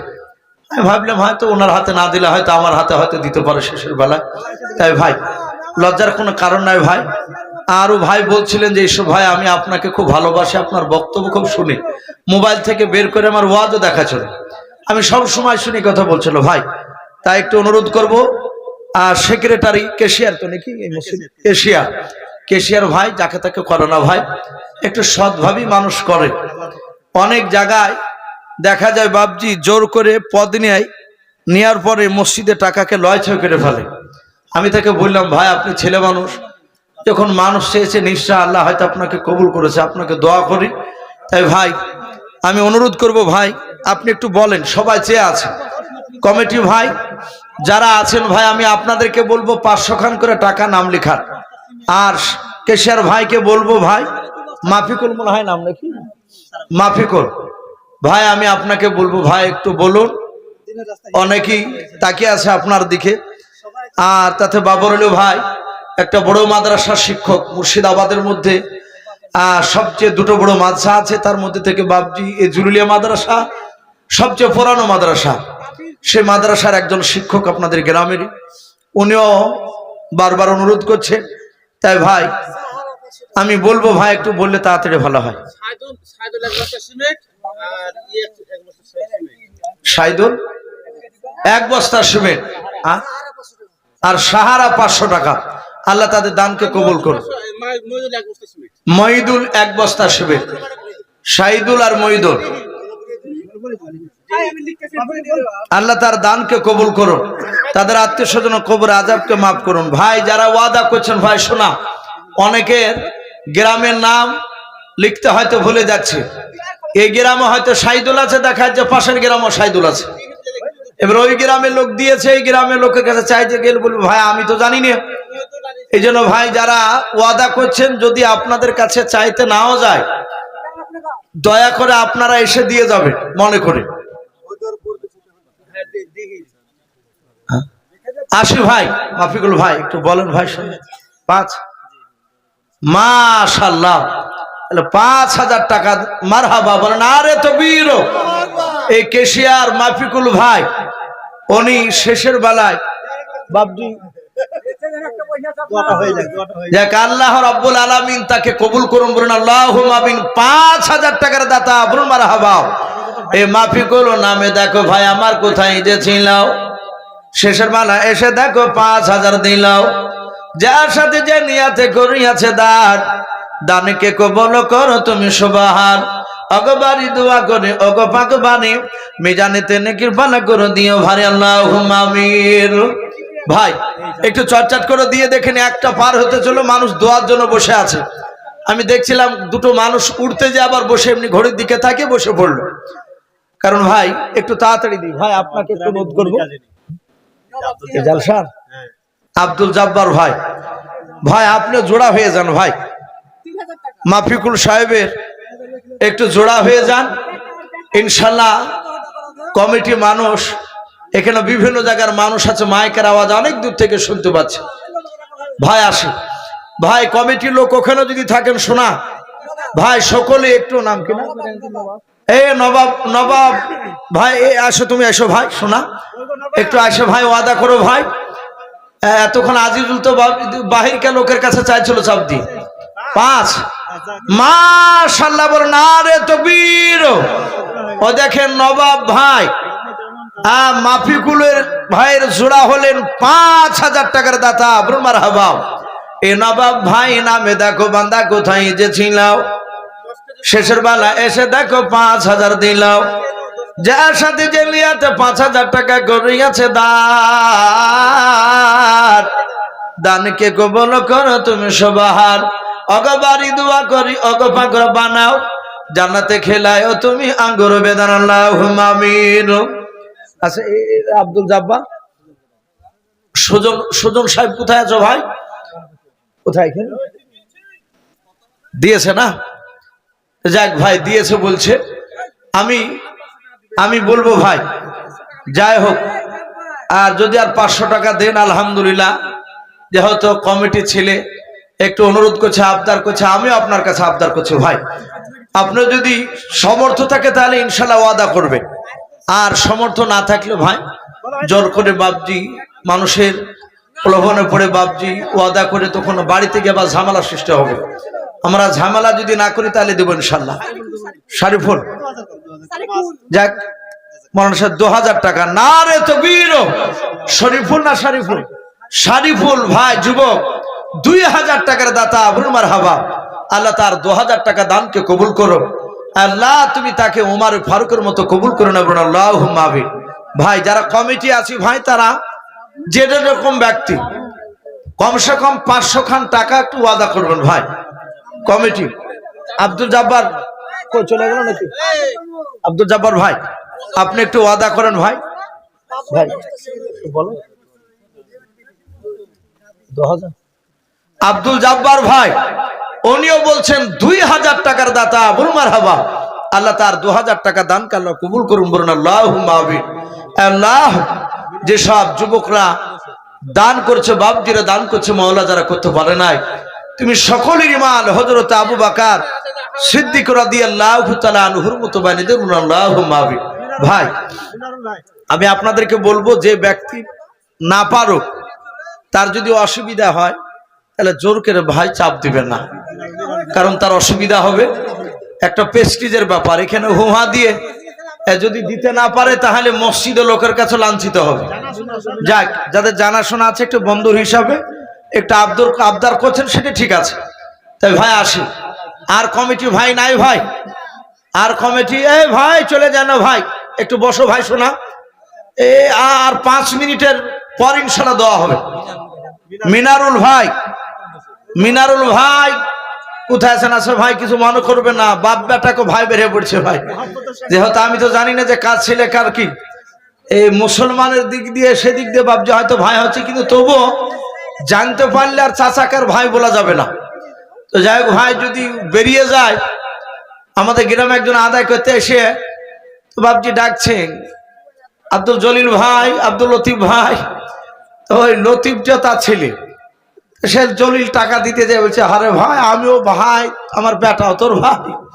তো বলছি ভাই আমি তো জানি না যে লতিফ আপনার বেটা। তো সে হিসাবে বাপজি কিছু মনে করবেন ভাই হিসাবে বলছি, আসুন ভাই যারা আছে আর যারা দিতে পারেননি ভাই একটু আসি, কমসে কম 100 খান টাকা দিবে, 10 টাকা কাছে থাকলেও দিবে। আচ্ছা এই রুমাল টুমাল নিয়ে বেড়াচ্ছেন একটু হয়েছে না, তাহলে আর রুমাল নিয়ে বেড়ানোর দরকার নাই, যথেষ্ট দিয়েছেন ভাই। আমি সত্যি দেখেন মৌলানা সাহেব বলছে খুবই দিয়েছেন, আসলে দিয়েছে আমি শুনছিলাম। এই শেষের বেলাতে যে এত টাকা দিবেন তাও ভাবতে পারিনি। আমি ভেবেছিলাম যে খুব হয়তো 500 খান করে টাকা আছে, হ্যাঁ হয়তো 2-3 হাজার টাকাও কোনোরকম হবে। তা আলহামদুলিল্লাহ কয়েকজনা 5000 করে দিয়েছে, 2000, 1000 করে অনেকে দিয়েছে, 500 টাকা অনেকে দিয়েছে। তাই ভাই আলহামদুলিল্লাহ 10 টাকা, 50 টাকা, 200, 100 বাপজি ভাই মা বোনরা যে যা পারবে একটু দানের হাত বাড়ায়। আর কমসে কম 1 বস্তা সিমেন্টও লিখায় ভাই, 1 বস্তা সিমেন্ট আছে। ইসরাইল 2000 টাকার দাতা। বলুন মারহাবা। বলেন আরে তাকবীর। ইসরাইল ভাইয়ের 2000 টাকা দান আল্লাহ কবুল করুন। বলুন আল্লাহুম্মা আমিন। তার আত্মীয় স্বজন কবর আজা মাফ করুন। বলুন আল্লাহুম্মা আমিন। ভাই মুনাজাতে দোয়াতে ইনশাআল্লাহ জান ভরে দেওয়া হবে। এ ভাই কে দিল টাকাটা? একজন মেয়ে আমার মা আমার 100 টাকা পাঠিয়েছে, বেনামিতে নাম বলে নাই, আল্লাহ নিশ্চয় জানতে পারছে, আল্লাহর আমলনামা নিশ্চয় লেখা হয়েছে, আল্লাহ সে মায়ের 100 টাকা দানকে তুমি কবুল করে নাও, তার আত্মীয় স্বজন কবর আজাব তুমি মাফ করে দেবো না আল্লাহ। আচ্ছা রেন্টু আছে এখানে? রেন্টু, ওরে সোহান আল্লাহ। ভাই শোনা, আপনি যা পারবেন খুশি করে একটু বলেন ভাই, বলেন ভাই, মানুষ সবাই চেয়ে আছে। আসে ভাই 1000, যাক মাশাআল্লাহ, 1000 টাকার দাতা, ব্রহ্মার হবা। রেন্টু ভাই 1000 টাকার দাতা, আল্লাহ তার 1000 টাকা দানকে আল্লাহ কবুল করো, তার আত্মীয় স্বজন কবর আজাবকে মাফ করুন, বলুন আল্লাহুম্মা আমিন। ভাই দোয়া হবে, আমি একটু বলি ভাই, একটু তাড়াতাড়ি আসে ভাই, দোয়া হবে। যারা এদিক ওদিক দূরে ঘোরাফেরা করছেন ভাই, একটু দয়া করে যদি কাজ না থাকে তাহলে একটু আসো, একটু দোয়াতে শরীক হবো। দোয়া আর দোয়া মুখ্যুল ইবাদা, দোয়া হচ্ছে সমস্ত ইবাদতের মগাজ।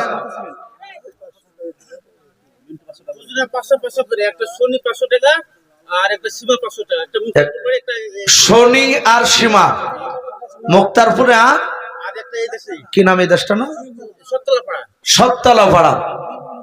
আল্লাহ রাব্বুল আলামিন তার 2 মায়ের আপনার 500 করে, 2জন 500 করে 1000 টাকা, আল্লাহ তাদের দানকে কবুল করুন এবং তাদের ইমান মা খাদিজাতুল কুবরা রাদিয়াল্লাহু তাআলা আনহার মতো বানিয়ে দিন, বলুন আল্লাহুম্মা আমিন। তার আত্মীয় স্বজন কবর আযাব মাফ করুন। মিন্টু 500 টাকা, আল্লাহ তার দানকে কবুল করুন, বলুন আল্লাহুম্মা আমিন। তার আত্মীয় স্বজন কবর আযাবকে মাফ করুন, আল্লাহুম্মা আমিন। ভাই আলহামদুলিল্লাহ যথেষ্ট দিচ্ছে। আপনারা সকলে দোয়ার আগে একবার দোয়ায় ইব্রাহিম বাপজি পড়ে নি, দুরুদ ইব্রাহিম। আর কে আছে?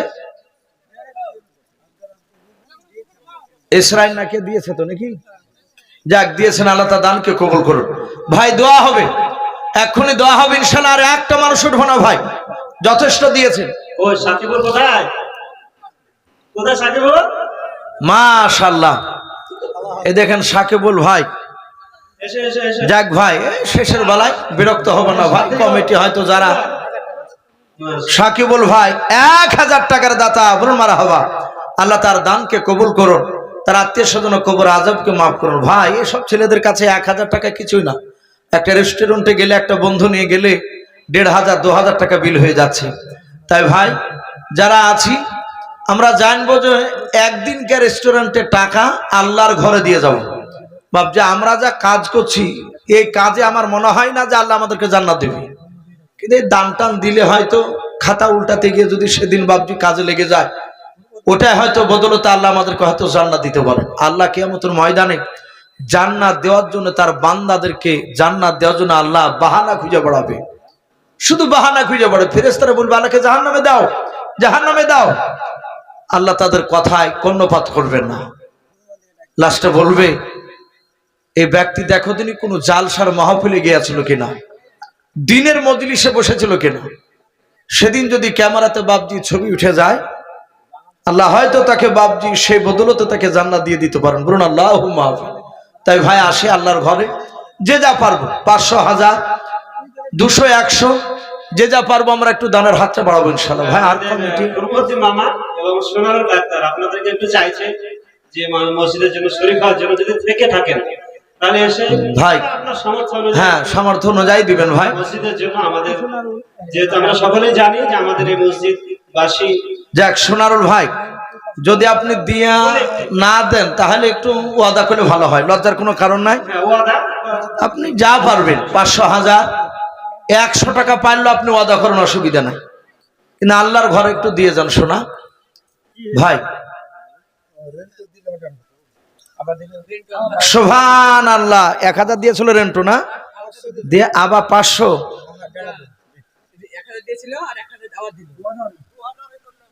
2000 নারে তাকবীর। রেন্টু ভাই আমার, উনি প্রথমে 1000 দিয়েছিলেন, ওই ভাই তো নাকি 1000, আবার 1000 দিয়ে টোটাল 2000 টাকার দাতা, বল মারহাবা। আল্লাহ রেন্টু ভাইয়ের দানকে আল্লাহ কবুল করুন, বলুন আল্লাহুম্মা আমিন, আল্লাহুম্মা আমিন। তার আত্মীয় স্বজন কবর আযাব মাফ করুন। আল্লাহ যারা দিচ্ছে যারা দিতে পারে নাই সকলের বাড়িতে রোজা আজকের বরকত দাও বলুন আল্লাহুম্মা আমিন। আল্লাহ তুমি আমাদের সকলকে আসমানি বালা জমিনে বালা থেকে হেফাজত করো। দোয়া করি সবচেয়ে বড় বাবজি বিপদে মানুষ পড়ে আছে, এশায়ারের নাম যাদের ডিলেট হয়েছে, যাদের ডিলেট এসেছে, আমরা দোয়া করি আল্লাহ যাদের নাম ডিলেট এসেছে আল্লাহ তুমি তাদেরকে ভোট দেওয়ার ব্যবস্থা করে দাও, ডিলেটটা কাটিয়ে দেওয়ার ব্যবস্থা করে দাও বলুন আল্লাহুম্মা আমিন। যার হয়েছে বাবজি তার ঘুম নাই,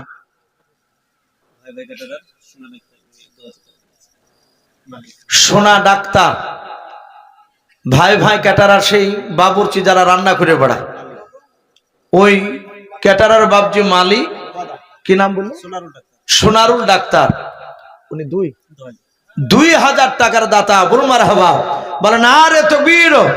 আল্লাহ তার 2000 টাকা দানকে কবুল করে নিয়ে তারও বাবজি ব্যবসাতে বরকত দিন, তার হাতের রান্না, তার ছেলেদের হাতের রান্নার সুস্বাদ আল্লাহ আরো বাড়িয়ে দিন বলুন আল্লাহুম্মা আমিন। বাবুর্চি তো অনেকে আছে, এক একটা বাবুর্চির হাতে বাবজি মনে হয় যে জাদু ফিট করা আছে, এত সুন্দর রান্না। দোয়া করি এলাকার মানুষ যেন তার ক্যাটারার দিকে মহব্বত পড়ে বলুন আল্লাহুম্মা আমিন আল্লাহুম্মা আমিন। ভাই দোয়া হবে তার আগে একবার দুরূদ ইব্রাহিম পড়িনি, আল্লাহুম্মা সাল্লি আলা মুহাম্মাদি ওয়া আলা আলি মুহাম্মাদ কামা সাল্লাইতা আলা ইব্রাহিম ওয়া আলা আলি ইব্রাহিমা ইন্নাকা হামিদুম মাজিদ। আল্লাহুম্মা বারিক আলা মুহাম্মাদি ওয়া আলা আলি মুহাম্মাদ কামা বারাকতা আলা ইব্রাহিম ওয়া আলা আলি ইব্রাহিমা ইন্নাকা হামিদুম মাজিদ সাল্লাল্লাহু আলাইহি সাল্লাম। ভাই আমি আর একটা কথা বলি, আমি শুনলাম যে এই প্যান্ডেল নাকি গ্রামে, তাই তো নাকি এই নিজেদের মধ্যে এই গ্রাম, তাহলে নিশ্চয় মুসলমান। বাইরে হলে জানতাম যে হয়তো হিন্দু টিন্দু হতে পারে হয়তো। তো ভাই আমি আপনাকে চাপ করবো না, যেহেতু আপনার অনেক খরচ হয়েছে এই জিনিসগুলো করতে, আল্লাহ বরকত দে। আমি আপনাকে একটু অনুরোধ করব, যেহেতু আপনার দেশেরই মসজিদ, আপনি যা পারবেন আপনি একটু জালসার এই মসজিদের জন্য একটু ওয়াদা করলে ভালো হয়। আপনি যা পারবেন ভাই, আপনার কাছে চাপ করে নেওয়া হবে না, যেহেতু প্যান্ডেল করার সময়তেই কমিটিরা চাপ করে প্যান্ডেল করিয়েছে যে এত 1000 টাকা ভাই লেনদেন করি, তাহলে ওখানেও বাবজি অনেকে কমালছে, তারপরে যদি আবার চাপ দিই তো অনেক ঘাটতির দিকে চলে যাবে। তাই হয়তো ভাববেন অন্য জায়গায় হয়তো লাভ করেছেন, এখানে লাভ হয়তো একটু কম করবে। ভাই একটু দিলে ভালো হয়। জিনারুল 1000 টাকার দাতা বলুন মারহাবা। আল্লাহ তার 1000 টাকা দানকে আল্লাহ কবুল করুন বলুন আল্লাহুম্মা। প্যান্ডেল বালা দিয়েছে ভাই, ফোন করে বলেন যা পারবে। যাক প্যান্ডেল বালা ফোন করছে তার আব্বাকে, দেখা যাক কত টাকা দিছে ইনশাল্লাহ, যাই দেখি 1000 টাকা মাশাআল্লাহ। এই জালসার প্যান্ডেল বালা গ্রামেরই, উনিও কিনা ওবায়দুল শেখ, উনিও বাবজি 1000 টাকার দাতা বলুন মারহাবা নারে তাকবীর। আল্লাহ তার 1000 টাকা দানকে কবুল করে নিয়ে আল্লাহ তুমি তার আত্মীয় স্বজন কবর আযাব মাফ করে দাও। এই প্যান্ডেলে আল্লাহ তুমি বরকত দাও বলুন আল্লাহুম্মা আমিন। মাইক সেটের আওয়াজ আরো সুমধুর করে দাও বলুন আল্লাহুম্মা আমিন। পড়ে গেছিল সুবহানাল্লাহ, তাহলে তো ডবল খরচ হয়ে গেছে। তো যাক আমি বুঝতে পারছি ভাই এই জালসাতে আজ বরকত দিয়েছে আল্লাহ। মানুষ যার কাছেই চাওয়ানো হয়েছে বাবজি তারই সে না করছে না। আর হাদিসে এসেছে রহমতের বৃষ্টি, জালসা কোনো ধর্মীয় কোনো কাজ হলে সেদিন যদি আকাশ থেকে বৃষ্টি হয় তাহলে জানবেন ওই বৃষ্টির মধ্যে কোনো আল্লাহর ভালাই আছে আমাদের। এটা রহমতের বাবজি বৃষ্টি। আপনার আমার কষ্ট হচ্ছে, কিন্তু অনেক মানুষের এই বৃষ্টিতে কাজ হচ্ছে। পৃথিবীতে আল্লাহ এক শ্রেণীর পাখি তৈরি করেছে যারা আকাশের পানি ছাড়া দুনিয়ার পানি খায় না। ও যদি 1 বছর যদি পানি না পায় 1 বছরে পানি খাবে না বলুন আল্লাহু আকবার। আল্লাহর এমনই মাখলুকাত সৃষ্টি করেছেন আল্লাহ, যেমন ওট বাবজি, এই ওট 15 দিন যদি আপনি বাঁধে রাখেন মরুভূমির ময়দানকে, যদি পানি না দেন ও মরবে না। ওর ভিতরে আল্লাহ রাব্বুল আলামিন তার 2টা ট্যাঙ্কি ফিট করে দিয়েছে, একটা পানি খায় আর একটা পানি স্টক করে রাখে। যখন পিপাসা লাগে সে ক্যাপাসিটি করে সে ট্যাঙ্কি থেকে নিজে নিজে বের করে তার পিপাসা নিবারণ করে বলুন আল্লাহুম্মা আমিন। এগুলো সব আল্লাহর খেলা। তাই পানিতে একটু হয়তো আপনাদের একটু মনটা খারাপ হচ্ছে, আরো অনেক মানুষ আসতো, কিন্তু জালসা কামিয়াব, টাকা আলহামদুলিল্লাহ যথেষ্ট হয়েছে। হয়তো আল্লাহর অনেক মাখলুকাত বাবজি উপকার হয়েছে। মাসু না মাসু মেয়ে ছেলে মাসু বেওয়া 2 বস্তা সিমেন্টের দাতা আবুল মারহাবা, তার স্বামীর কবরে আযাব আল্লাহ মাফ করুন, বলুন আল্লাহুম্মা আমিন, আল্লাহুম্মা আমিন। মনিরুল আর ফরমতি, তোমরা যেখানে থাকো স্টেজে এসো, কারণ কিছুক্ষণের মধ্যে আমাদের দোয়া হয়ে যাবে। স্টেজে তোমার সঙ্গে দরকার রয়েছে ভাই। একটা সময় অনেক আমাদের চলে যাচ্ছে, 1:20 বেজে গেল প্রায়। শেষের দিকে পৌঁছে গেছি। যাক ভাই, মনিরুল আর হরমত নাকি বলছে থাকলে ভাই একটু আসেন শোনা। মনে হয় পালিয়ে গেছে ভাই গো, বাড়িতে যে শুয়ে পড়লে আর উঠে আসে। মেলাতে আছে? যাক আলহামদুলিল্লাহ ভাই, মেলা তেলাতে থাকলে ভাই আসতে না পারলে একটু ফোন করে বলো ভাই। এই অনেকের নাম্বার তোমার নিশ্চয় জানা আছে কমিটির মধ্যে, একটু ফোন করে বললেও ভালো হয় ভাই। দোয়া হবে বাবজি, অনেক মানুষই বসে আছে, আমরা একটু তোবা করে নিই, সবাই গুনাহগার। আর আপনারা সকলেই জানেন যে আমি শেষের বেলাতে বাবজি প্রায় জায়গাতে দেয়, আর আমি তোবা করাই। একবার তোবা করে আস্তাগফিরুল্লাহ রাব্বি মিন কুল্লি যামবি ওয়া আতুবু ইলাইহি লা হাওলা ওয়ালা কুওয়াতা ইল্লা বিল্লাহিল আলিয়্যিল আযীম। কলেমা খুব বড় জিনিস বাবজি। পৃথিবীর মাটি আসমান জমিন যদি তুলে দেয় একটা দাড়িতে, আর অপর দাড়িতে যদি কলেমাটা তুলে দেয়, আল্লাহ রাসূল বলে কলেমার পাল্লা ভারী হয়ে যাবে। বলুন সুবহানাল্লাহ। আমরা যারা আছি এখানে বাবজি সবাই